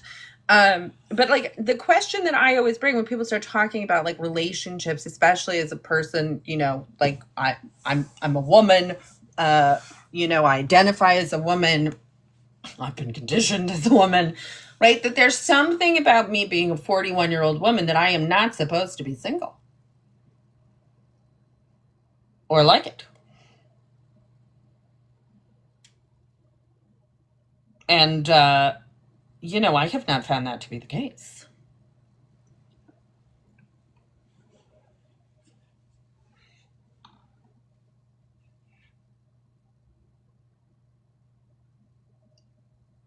Yeah. Well, and I think a lot of my previous relationships, were really about trying to find somebody to save me. Like, so it was different, right? Like, I really was like very, very obsessive about trying to find a partner because I think in my head, right, it was like, I was still in relationship with the people who'd hurt me as a child. They were this partner was going to rescue me, but they didn't know that, by the way. God forbid I ever told them that. But like I needed a buffer. I needed somebody to be protected, right, from, so like it felt like that protection. And then, I got married and that went so well. And then I required protection from them. And like through that, you really sort of get this lesson that like nobody's protecting anybody, first of all. Like nobody's coming to save you. Nobody's gonna. And that is something where like I often sit, Sean, it's an interesting thing you say that because like I did deeply enjoy being married, to be clear. Like I really enjoyed the role. I enjoyed what it meant, the meaning of it. That all made sense to me in all of these different ways. I mean, I am still married, so this is all hyperbole, but or not hyperbole, but it's like, but like the idea that I would do it again, because also this is something really fascinating that people don't really fully understand. Do you know how easy it is to get married? It's very easy. You sign some paperwork. That's it. Do you know how hard it is to get divorced?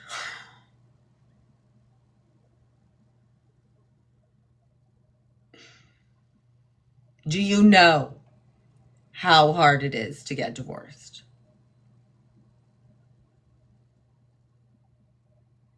Like, I signed away my rights when I got married.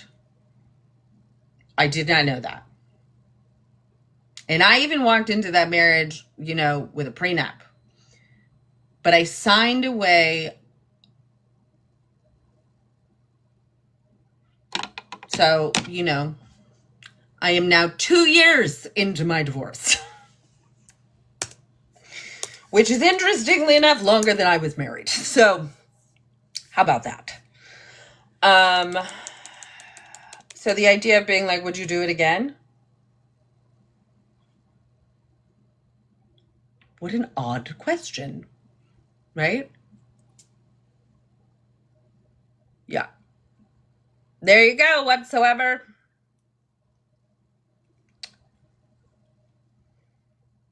Yeah, I mean, I really, in this process, have just been astonished at how women and children are continued to be viewed as property in divorce, and how the majority of systems, judicial, law enforcement, family court, uphold domestic violence as a normal part of relationship in marriage. That's not a deal breaker for much.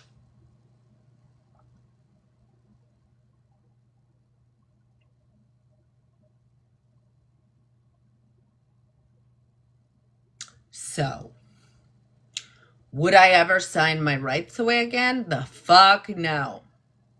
And again, I think there's also an element, right? Like as a parent, that's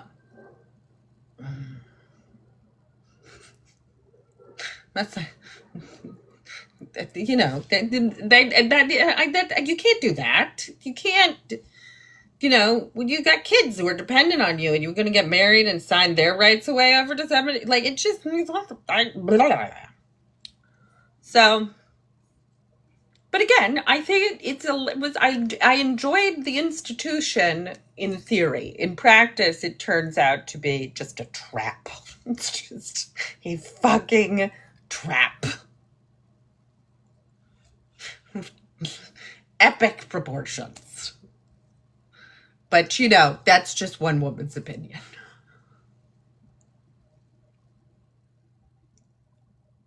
Yeah.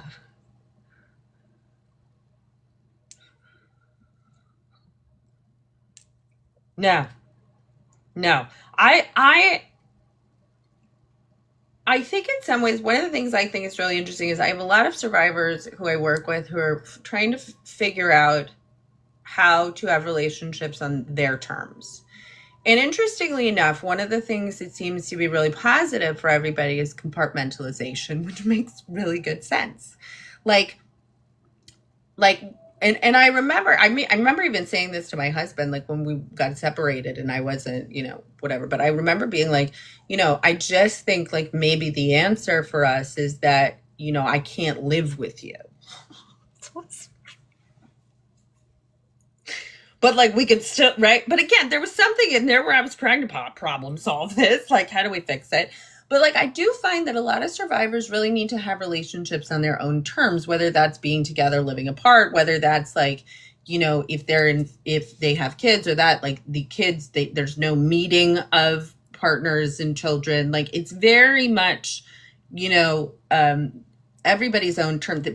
I have one, folks I work with who like quite literally, thank you, coach, who, they're in a relationship, but they just travel together and then they do not see each other even though they live in the same town. Right. And it's like, yeah, I think this is one of those things where you really start to see how and again, I think Molly and I are going to talk about this, like actually this concept of the nuclear family, which is like everybody is mushed together, right? Like everything belongs to everybody, is everything. That's just a meshment, first of all. Second of all, it comes from a place where women and children are secondary citizens. They're not actually considered real human beings.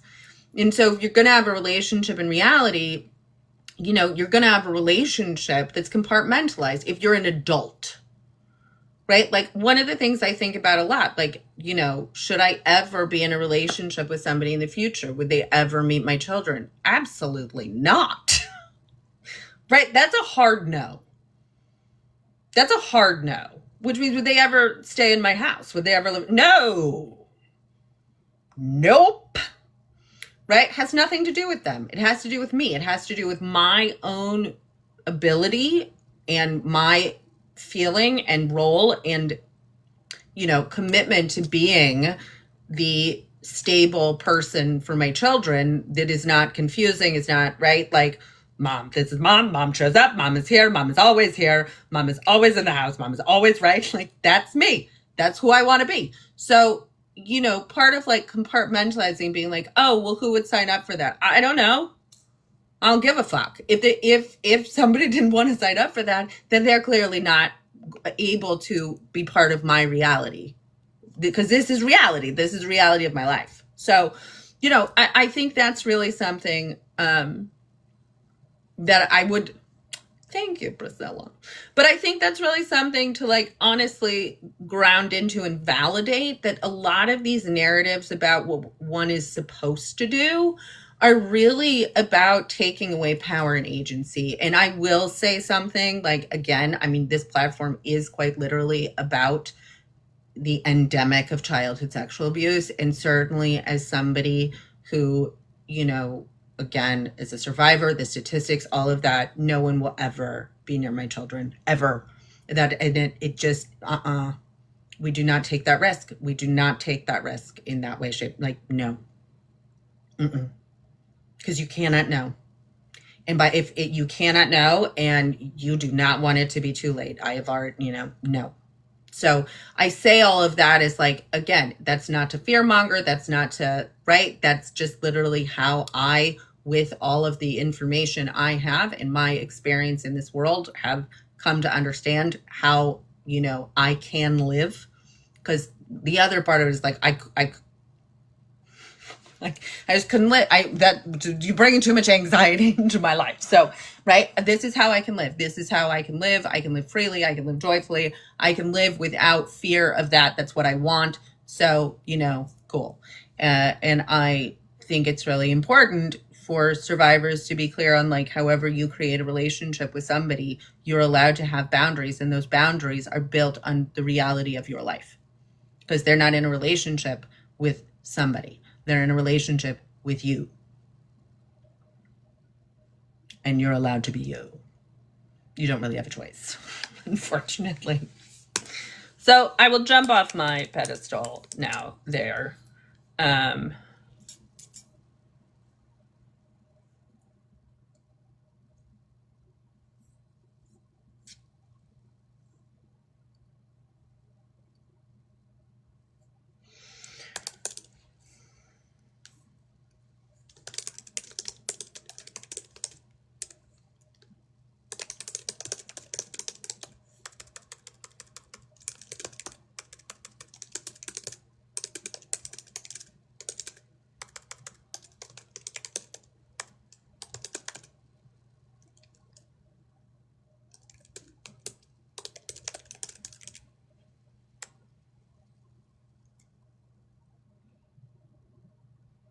Thoughts, feelings, impressions. Well, Tata, you're in the right place. I'm not giggling at this. I'm giggling because I get it. We all get it. Do we all get it? If you get that statement, throw up a ladybug. Here's my ladybug. We get it. We get it.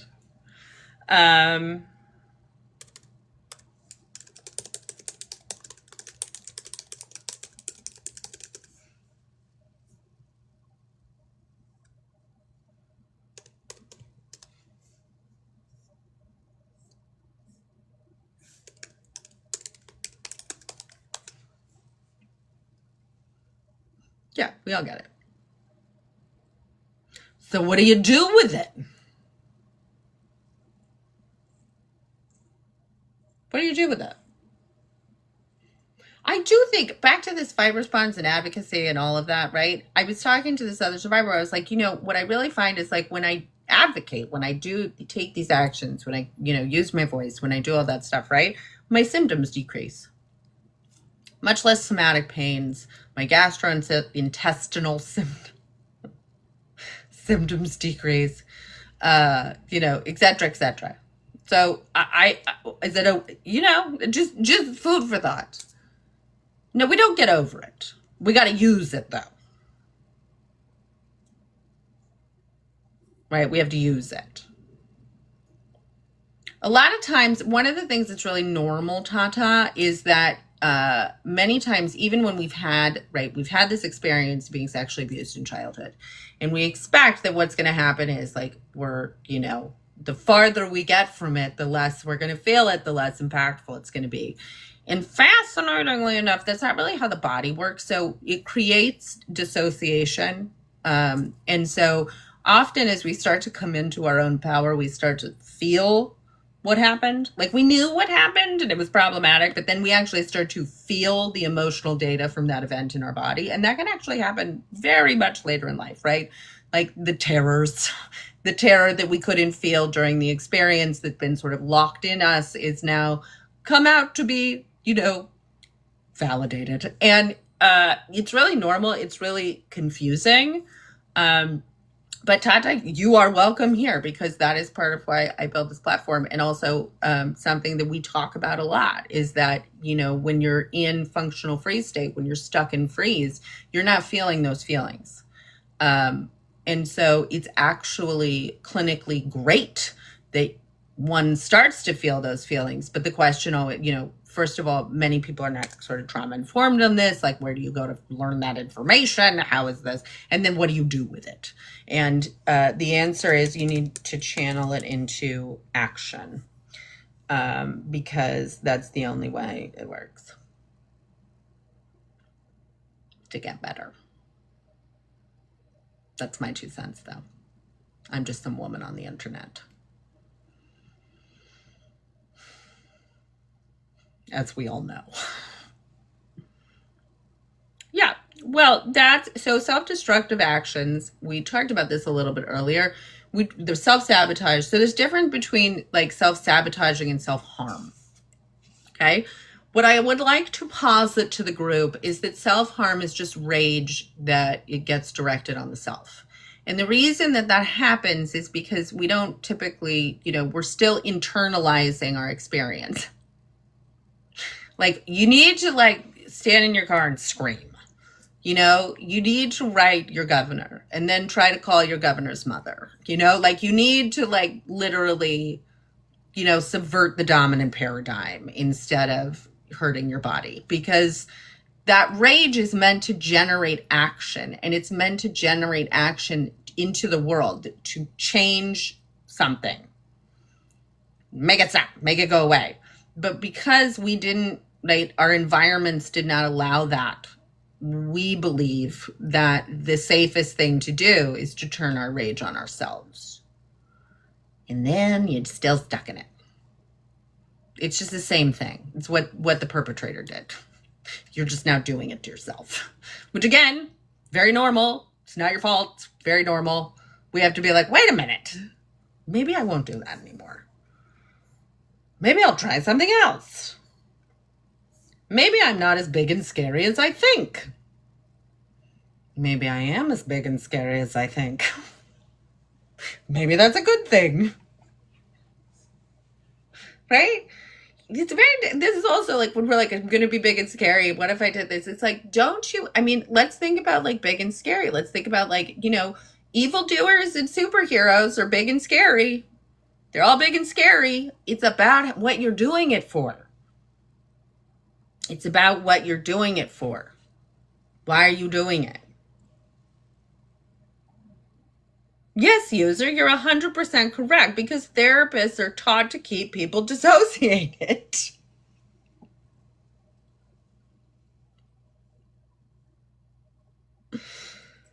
Yeah, so instead of trying to escape your body and your experience, which you cannot do, try to change the world.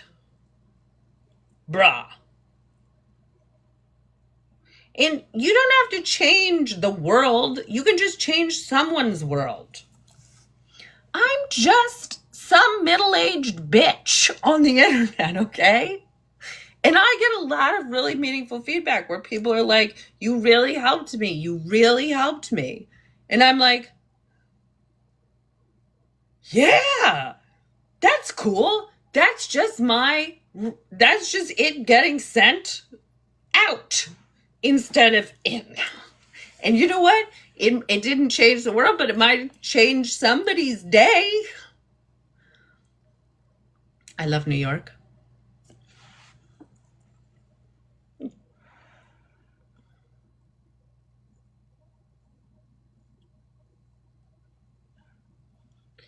Yeah. Well, because they don't know that that's what they're doing, user. So good old Freud really fucked everybody up when he was like, hey, I got it. I got the talking cure. People, right, are really fucked up because they were sexually abused by friends and family members. And then he went and told people, he's like, yeah, and they get really a lot better when they tell people and I believe them. And then he went and told all the Viennese folks, and they were like, you can't say that. There's like your client's dad is part of this group. You can't say that. And Freud was like, oh shit. Okay. So it was just, I'm just going to say it was like a wish or like a mind problem. I'm going to put some doubt in there.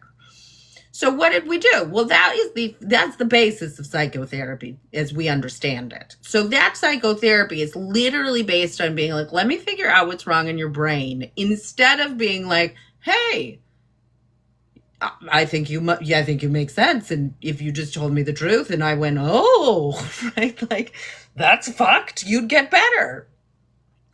So we have this entire premise that people come in and they get diagnosed with anxiety or generalized anxiety or borderline personality disorder, schizophreniform disorder, or bipolar disorder, or this disorder, or that disorder, right? You name it, you got it, good for you.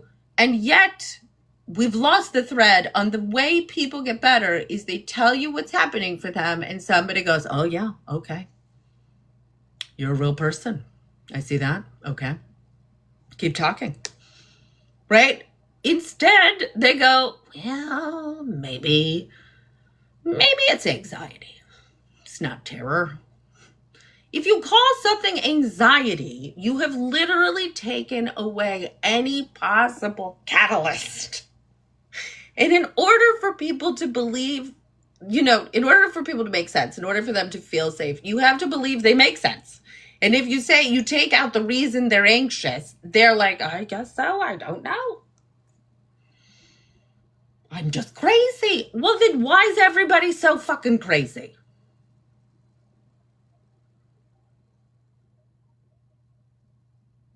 Yeah, it's also money. Most people don't want their patients to get better. So then they'll leave and they don't pay them. Meanwhile, my fucking shitty capitalist ass, every time someone's like, I think I'm ready to end therapy, I'm like, that's great. Good for you. Just know I'm here.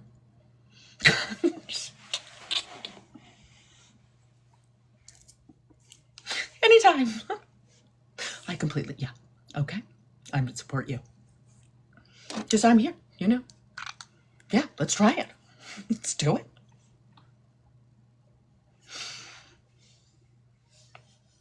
Yes.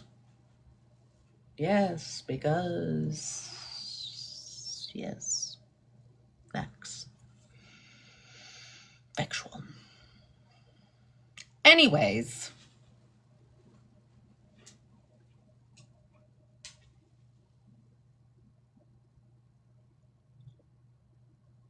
You can fix yourself, just so you know.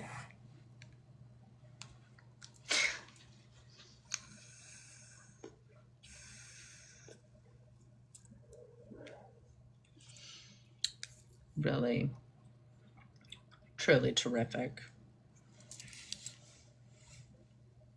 Because, of course, I'll upload it. What I really need is an assistant. I need somebody.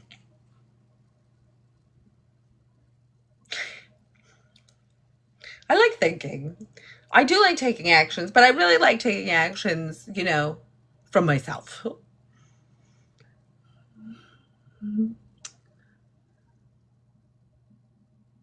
You're welcome. Turns out that's also really therapeutic. It's really therapeutic.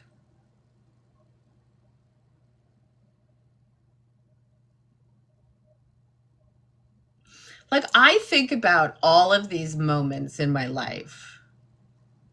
Oh, thanks, Priscilla. I think of all these moments in my life where I'm like, well, what do I need in this? And it's like this real funny thing, right? Like, so I find this varies, but I'll give you my upshot. So there's moments when things are really scary, right? Like, there's been lots of moments where things are really scary. And what I've needed somebody, thank you, Ramble, is to be like, it's this combo, because as therapists, we're taught, like, you have to validate somebody. But what the problem here is that we get confused about what we're validating. So first of all, therapists get real dissociated and they get real in their own brain. So they're like, I have to validate, everything, or I validate nothing. And you're like, no, you have to understand that there's a difference between validating somebody's thoughts and validating their experience. So what you will find across the board is that when people, do I ever feel lost? I used to feel real lost. I feel lost all the time. Now I don't feel as lost. I often feel, I'm like, what am I doing? Where is this going? I don't work in outcomes as much as I used to, which is because I'm less dissociated. So it's easy to feel lost when you're really focused on outcomes. It's less likely to feel you're less. I feel less lost when I'm wandering around. You know what I mean? Like, thanks, Ramble. So I do think dissociation feeds that feeling a lot. But like one of the things I think you have to remember is like you want a therapist who's like in there with you, but who isn't like, you don't want them to feed your fear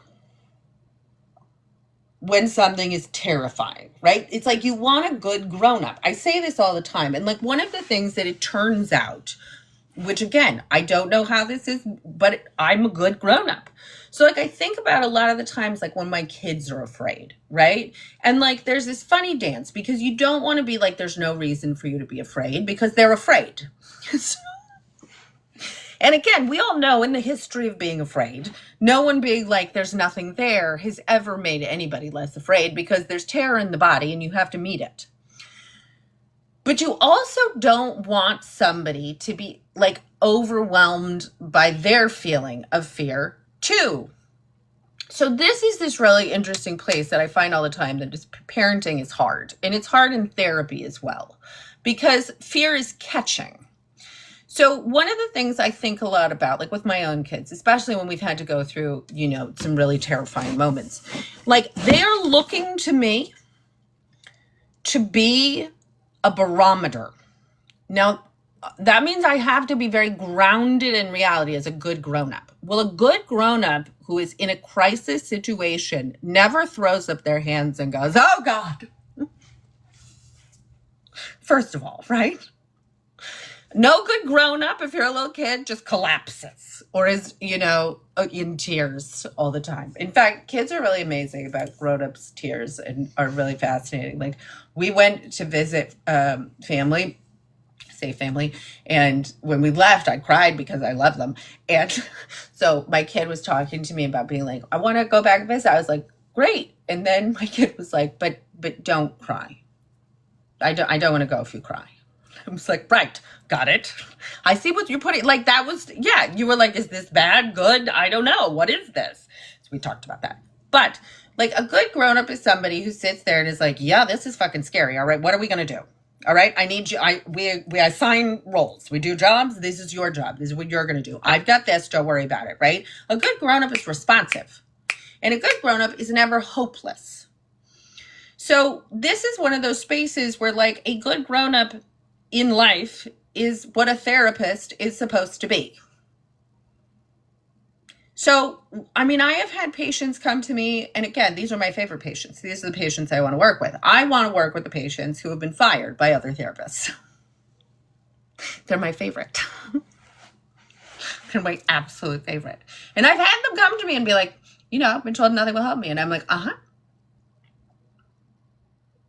we'll see about that. You know? And it's really amazing just to see how, like, again, being like, I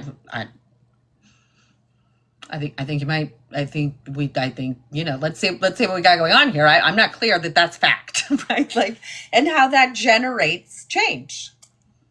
Like, people just need to be believed in. They need to feel like there's things to do. They need to feel like, and again, hopelessness is not a thing.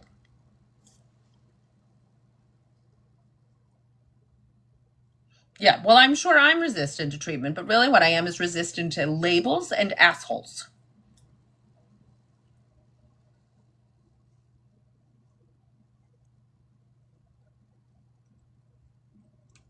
So.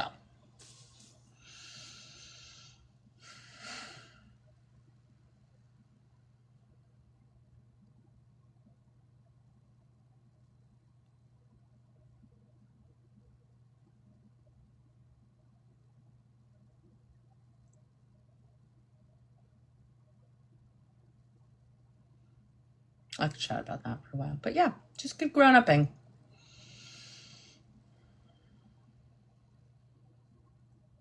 Good grown-upping. And you know, it's a great thing because you don't have to feel like a good grown-up to be one. I'm sorry, Claudia.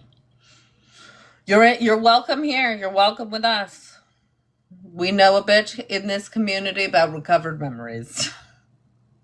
I was 38 when I recovered mine. If anybody else wants to drop their age, you can. It is a real phenomenon, despite what the False Memory Foundation propaganda would like you to believe. It's incredibly normal. And CSAM happens, COXA, all these acronyms, happens a lot. A lot. It's probably the most underreported form of childhood sexual abuse. Yeah. It sounded like I was hyping this up. Yeah, team, way to recover those memories.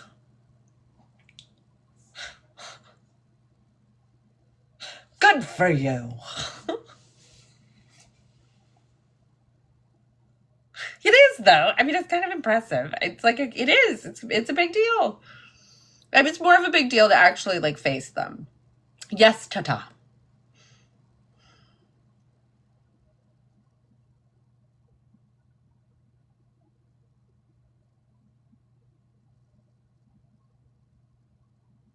I may or may not have an answer. TBD.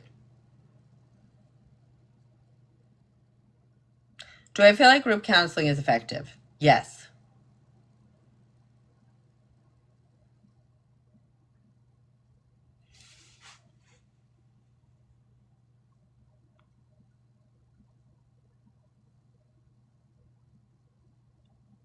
Yeah.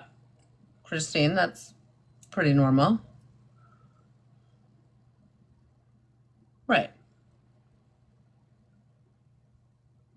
Where's the question?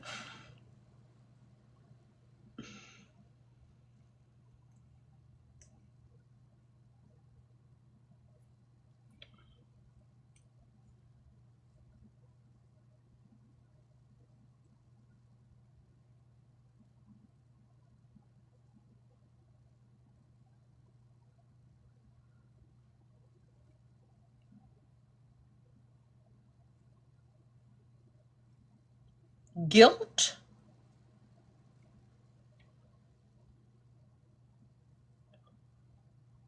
Well, okay. Yeah, you're very normal.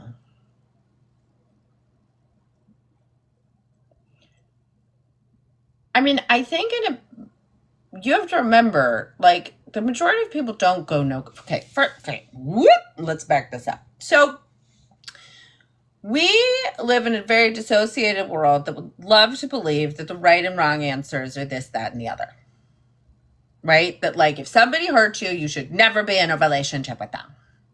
You should cut them off. Blah. That's fantastical. That is a delusional idea. That is, we are living in a binary here. The idea that human behavior does not involve harm, that all relationships do not involve harm. Do all human relationships involve illegal activity? No. But I think also one of the things that's really complicated that you have to think about, or at least take into account, is like power and privilege and age. Right? So one of the things when I recovered my memories, I recovered my memories and I had 2 tiny children. Real tiny. And one of the things that I distinctly remember thinking to myself is, oh, fuck, now I have to do something about this. Because to be clear, and this is true, and I stand by this, I think this is factual. If it had just been about me, how I chose to remain in relationship as an adult who is mentally, capable, right? Capable to care for myself, all this stuff. How I wanted to remain in relationship with somebody who had hurt me in childhood is my choice. That's my choice. However, again, if we come back to working in reality, my choice has to be based in reality. And the reality was that I, had vulnerable people with me. Now, it changes the shape of it. So I think one of the things to think about, like guilt, shame, whatever, do with it whatever you want. Like, these are just feelings. The question about like how to take actions that leave you with esteem, which again, there's a great line in 12-step. If you want to have self-esteem, you have to do esteemable things, is like,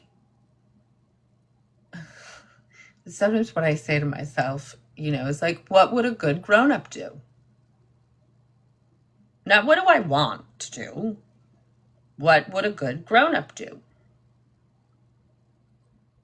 And let me tell you, because I did not want a variety of things that have unfolded, right? I didn't want any of these relationships to end. That's very, very separate from what actions a good grown-up needed to take. And I needed to be, in fact, what I was going to do. Yeah, the child part of me was always, like, don't go. I could fix it. I couldn't fix it.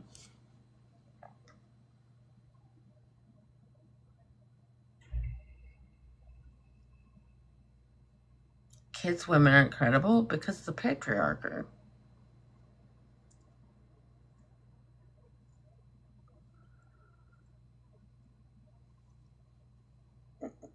No, well, this is an interesting thing where we start to really get, like the nature of what does it mean to be attached. Like, for those of you who don't know, my mom is dead.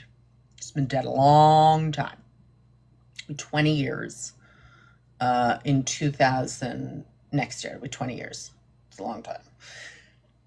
And I used to have all these feelings about like needing to stay connected to people who knew her, needing to have her things, needing to have this, needing to have that. And then I really kind of got clear on reality of like, I'm attached. I'm attached to her. She's part of me.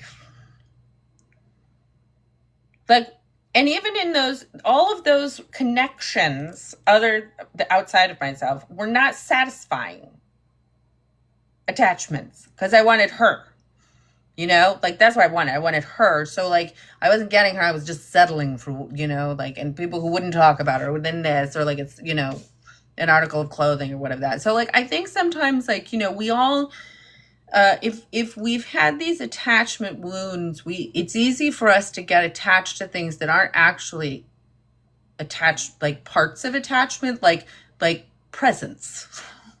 You're like, well, there's a person there, so that means we're in relationship and attached. And it's like, no, it depends what that person's doing. Like, I used to just be like, I just need somebody else in the house. I'll feel better. That's really that's really a low bar. Or we can have a lot of transitional objects or things. But like, I just encourage you to think about like the attachment you have is in you. It's not outside of you. It's in you. Oh, girl, I don't tell people what to do.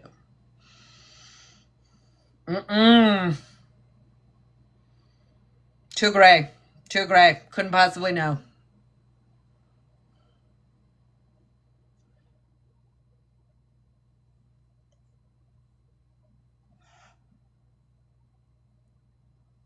Couldn't possibly know.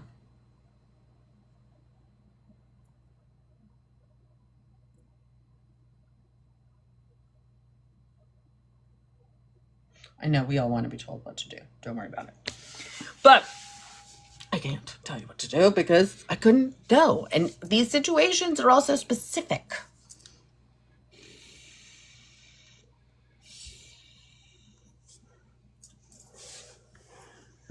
And it's like, should I do this? Why? What are we working in again? Outcomes. Who knows? Would it help your process?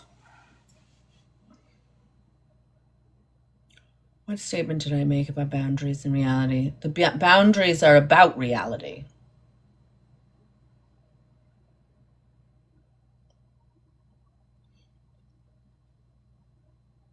I'm not making a boundary about something. I mean, it's not about you and me. It's about reality. I am real. The end. You are real. The end. That's the boundary. We're not gonna debate this. Where am I located? Where do I practice as a psychotherapist? I practice in New York and Connecticut. But I don't take patients off social media. Why? Because I'm the worst capitalist in the world. And I have all these goddamn ethics, which I really need to start. I really need to start softening. Because maybe I don't have to be the goodest girl anymore, you know? Like, maybe I don't. But still. This is what I've done with this thus far. And it does allow me to show up here a little bit differently than I do, you know? Which I think is good.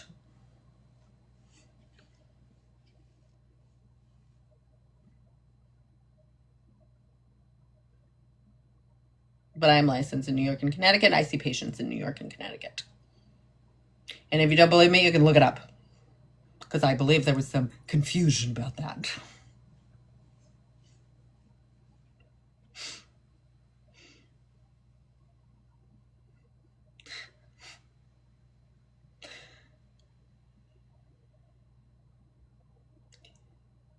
I never pretended to be good. Oh, good. Good for you. Good for you. Good for you. See if you feel like you can talk to them. I have started to take on interns in my practice, which is really cool. Because I really like teaching. And one of the things that I think is really interesting, that again, like I sort of like practice my, you know, whatever. Every therapist practices the way they practice. And it's cool to talk about it out loud, because one of the things in my practice that I always do is when I meet a new patient, I'm like, okay, so this first session is for me to get to know you. There's absolutely no way I will be able to get to know you at all. So let's just like set that expectation out here. That like, this is, you know, 60 minutes of there being no way for me to know you.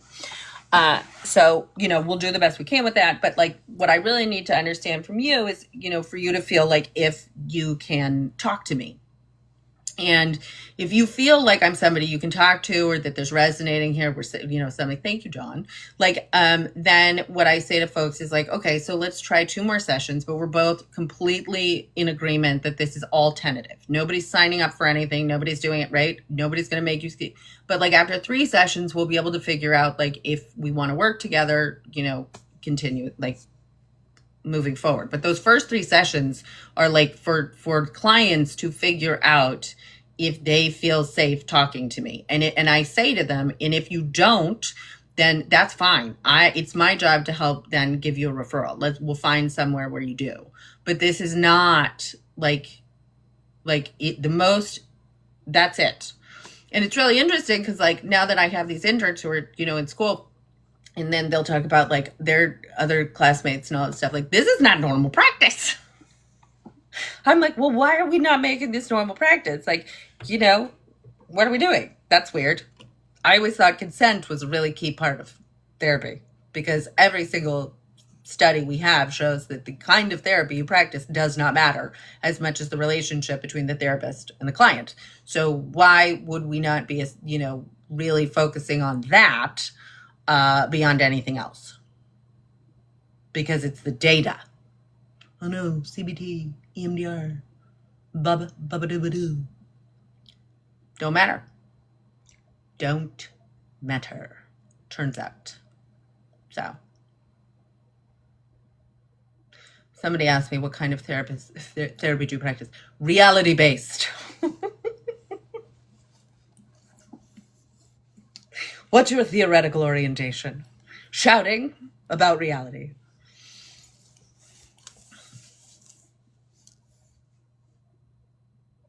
It's not for everybody. I do work with large amount of men, though, which is interesting.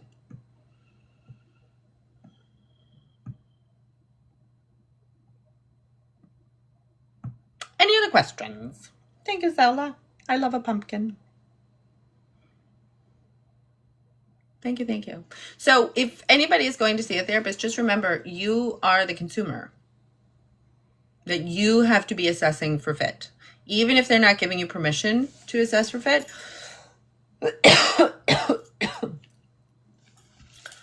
Data shows it's the most important thing. That's why I fucking love my therapist. I love her. I love her.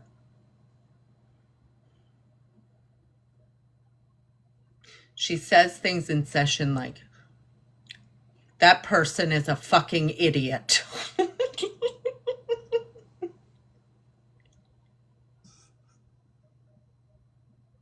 So good. Right? And can you see why that would be good for me? Like how that would be a fit? Can you see how that would be a good fit for me? Right? Not saying it's for everybody, but for me, Abigail Rosegun, it's a good fit. Do you think you can validate a client too much? You can validate their thoughts too much, yeah. You cannot over-validate a client's humanity. No. But part of what I think sometimes, like, what gets confused with validating is enabling. Like, there are a lot of therapists who enable people.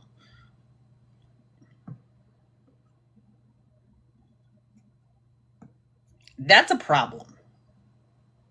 So I, as you can imagine, am probably not the softest, squishiest therapist when it comes to,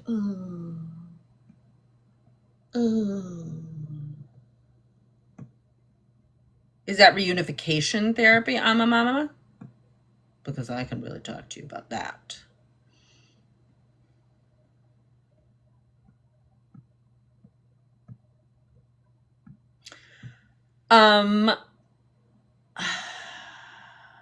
But you can enable patients. Like if you literally just do like, oh, that must be so hard. That's so hard. That's so hard. That's so hard. Right? You're off the goddamn rails. Right. Well, Calathea, I think that's a very normal thing. You know, what is AFCC? That's not the judges one, right? There's like the National Institute of Judges, and then is that like the very Christian group? Is it a GAL issue?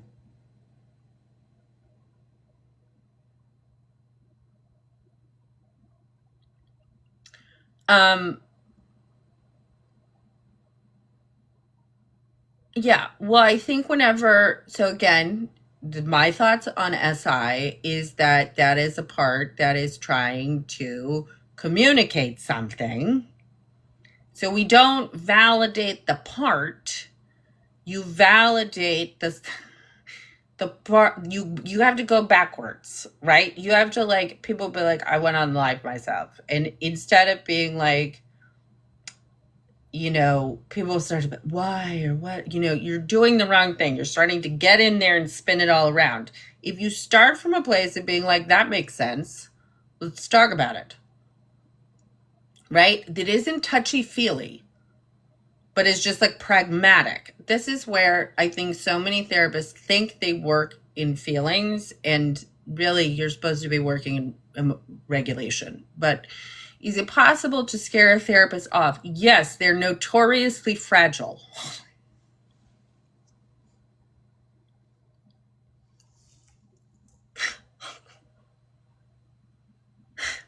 Sometimes I think I'm really funny. Yes, they're terrified creatures, many of us. Very egoic. Yeah, yes, they're often frightened.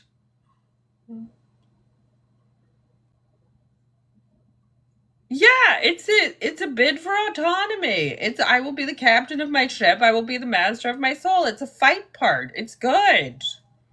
You just have to, oh, no, I don't like them, mama.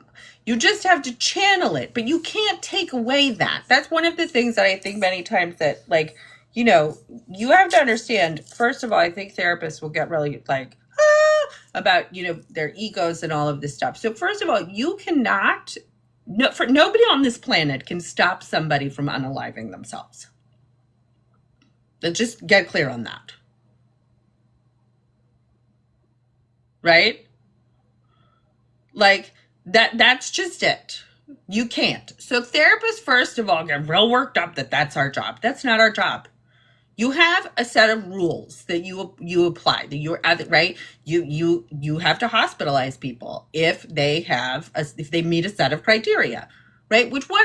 First of all, people have to tell you that in order for you to be able to do it. Which again, if anybody's actually, when I say like you can't stop somebody, they don't have to tell you. They're just like.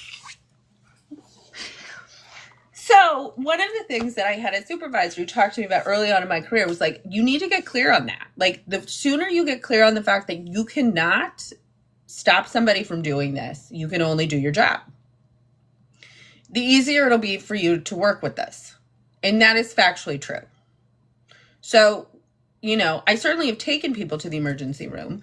They all knew it was happening. But again, I think one of the things, like when you're working with it, what people want and need you to do is to be able to not shy away from it or be afraid of it.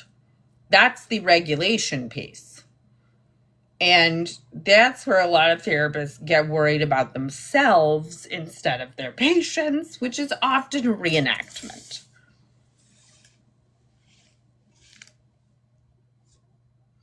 And I think this is something that, you know, like, yes, the same therapist was a good supervisor and talked a lot about how, like, you know, a good therapist knows the things they cannot work with. So a good therapist would be like, I can't work with suicidal, you know, suicidal ideation, right? If they know that, if it's too activating for their terror and their feelings around control and all of that, don't do it, right? I do not work with small children. I didn't do it before I had children. I knew that that was not okay for me. Which is really interesting that I made that boundary long before I recovered my memories and had kids. But there was something in there that I was like, oh no, I can't. I will be unboundaried. I will be, right? No, if I'm working with DID, I'm working with adults. There's an adult in front of me.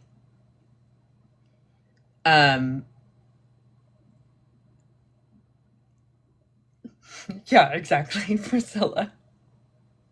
I had a session when I was a teenager. I remember this, and it was so wild. And I had been taken in for self-schmarm. And it was the first therapist I saw, and it was this man. And I'm talking to them, and they started crying. And I was 16. And I was like, I don't like this. Do I talk to their littles as adults?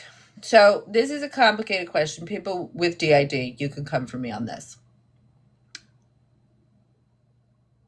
The human body in front of me is an adult. And within that human body is the number of years of wisdom that human body has been alive. And it is over 18.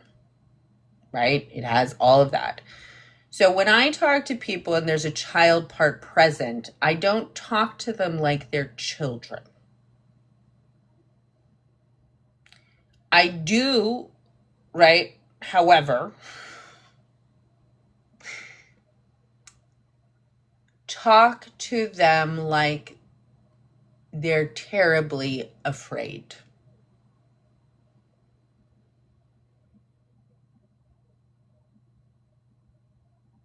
Because that's typically what they are, or unsure, or, right? Because, like, it's complicated for me. I mean, maybe this is also, like, just how I am in the world, but I don't talk to my children like they're children. You know, like, I don't talk to kids like they're little kids. I talk to them like they're people. And then, you know, so just talk to them like they're people. And if I have to explain a concept, because, you know, I'm not assuming that the person in front of me has access to all the wisdom they have, if they have a child part, right, who's running the show at that moment. But like, that's separate from like, I just talk to them like they're people.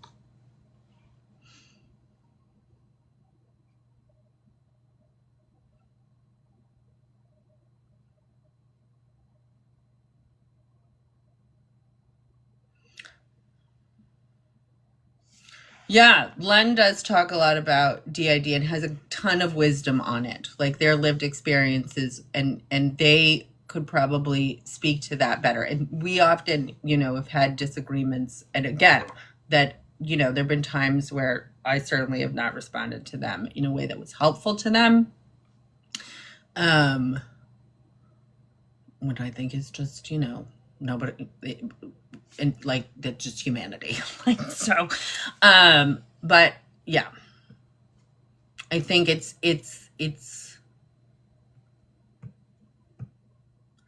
I think it's a hard thing sometimes, because depending on what is happening for the person in front of you, adults are scary, and there's no way, even if I were to be talking to a child like they are an adult, or talking to a, right, even if I am using the most gentlest, calmest, whatever, which is what you should do to de-escalate any situation as a therapist, but like, I'm still an adult body, and I'm still big and scary. And so what I tend to really focus my stuff is not on how I talk to people, but my actions.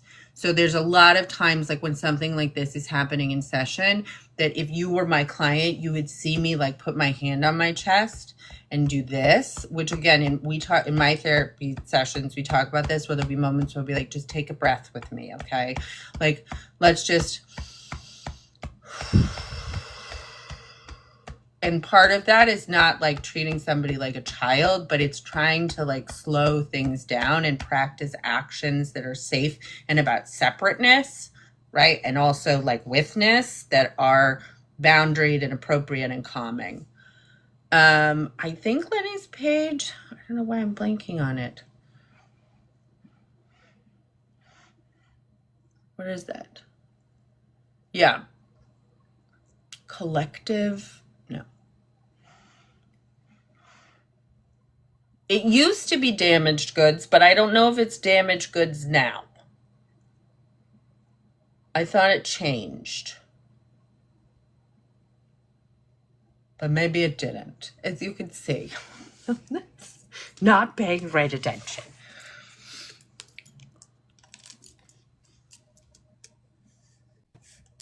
But that's I don't know if that's helpful. It doesn't mean it is right.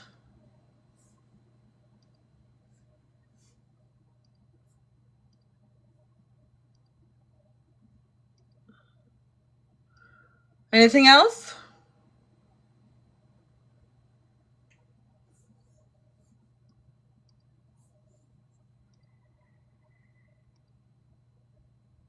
Anything else you care to discuss?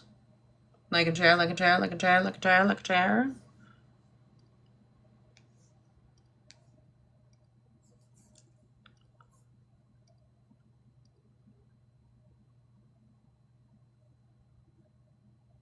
Can it be hard to notice when you're self-sabotaging?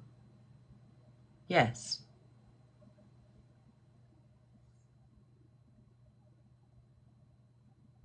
It'll feel like you're protecting yourself.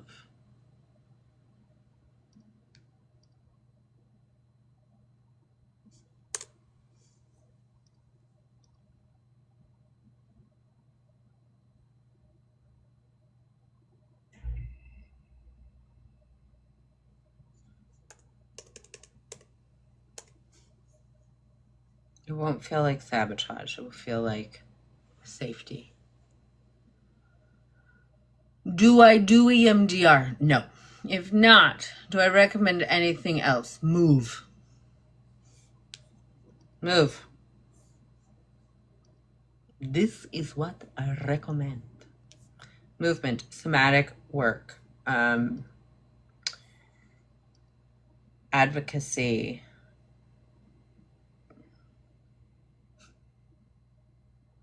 Thank you, Dawn.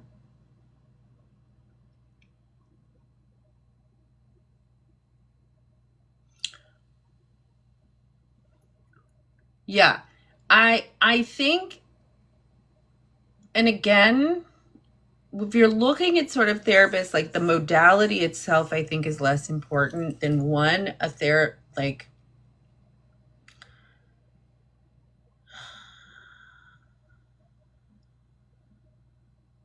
I mean, different things can help people work with their body. Technically, EMDR is like a somatic work-ish, right? It's adjacent. There's something called biofeedback, which is does also trauma stuff.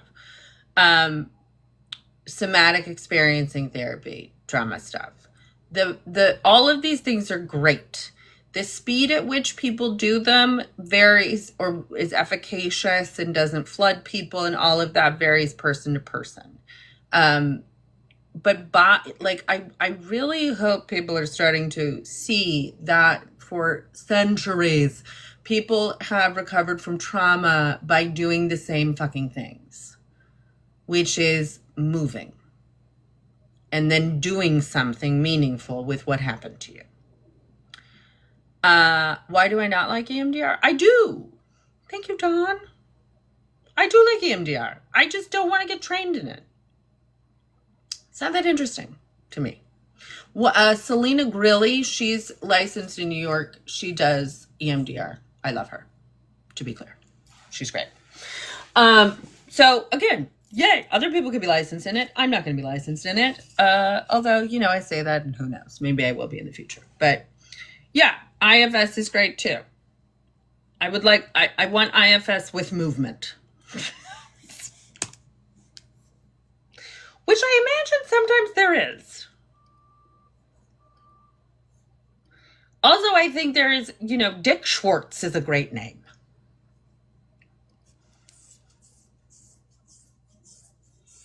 Gestalt therapy is a real hoot. The therapy I never really could deal with was, I had this one therapist who was very person-centered and just never spoke. And I was like, well, it's not gonna, I need a little bit of reflection here. I don't want to shout into the void. So, but again, it's like everybody. Would I like rational emotive behavioral therapy? No. Do I probably practice something sometimes similar to it? Albert Ellis was a real, shouty guy. But you can bop around. I love Reiki. Don't know what the fuck it's doing. Does something. Ketamine therapy. Big fan.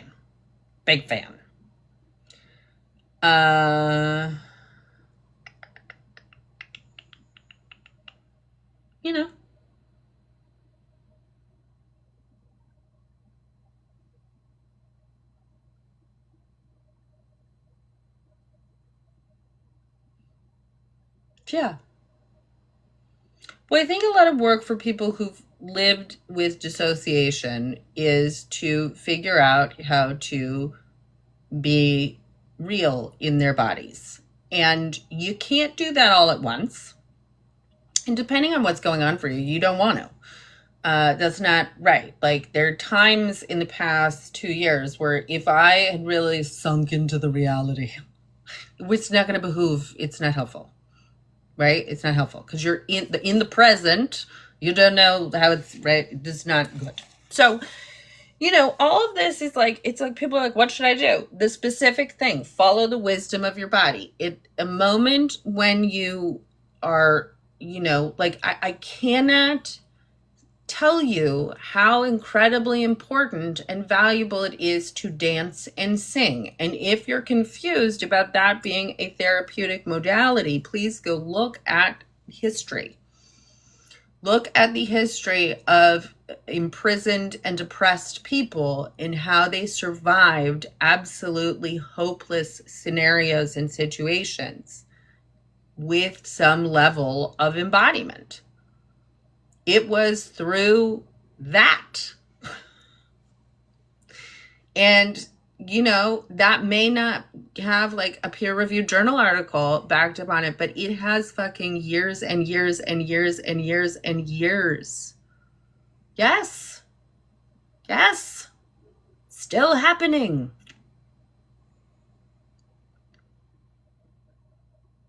So, like, you know,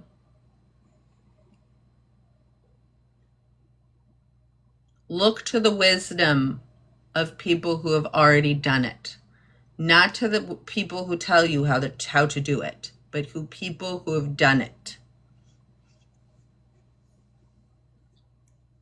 And what you see is people work with their dissociation. They find joy. They seek the glimmers. They seek community. They band, you know, like it is. Yes. And that, Zola, is active resistance. And active resistance is a key. It is something I figured out somewhere along the line where I was like, you fuckers can take everything, but you're not going to take my soul. And that's how you do that. That is how you do that. So, you know, I certainly didn't learn it. You know, it's not some inherent thing or good thing in me. It is, there are people who have walked far harder roads, lived far more difficult lives, and found ways to survive and exist and do extraordinary things in those circumstances. So that's what I encourage you to look at. Not the words of white people, really including this one. But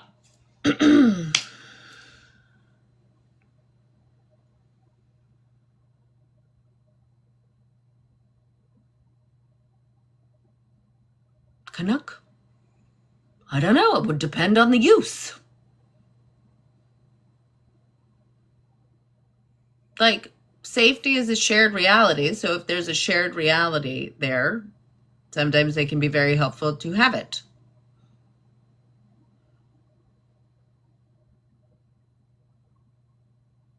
It can also be triggering. I mean, I think this is always like, is it better? Is it good? Is it bad? Is it good? It's all the things. There's going to be good parts. There's going to be bad parts. It all has to be in service of a greater goal. I'm eternally practicing active resistance.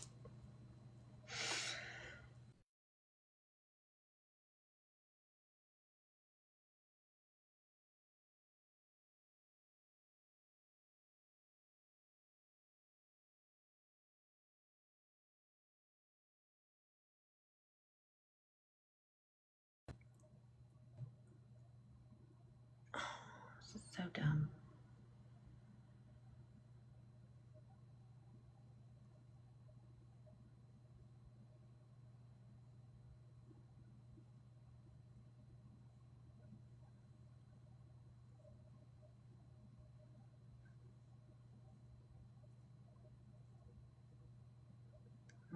And,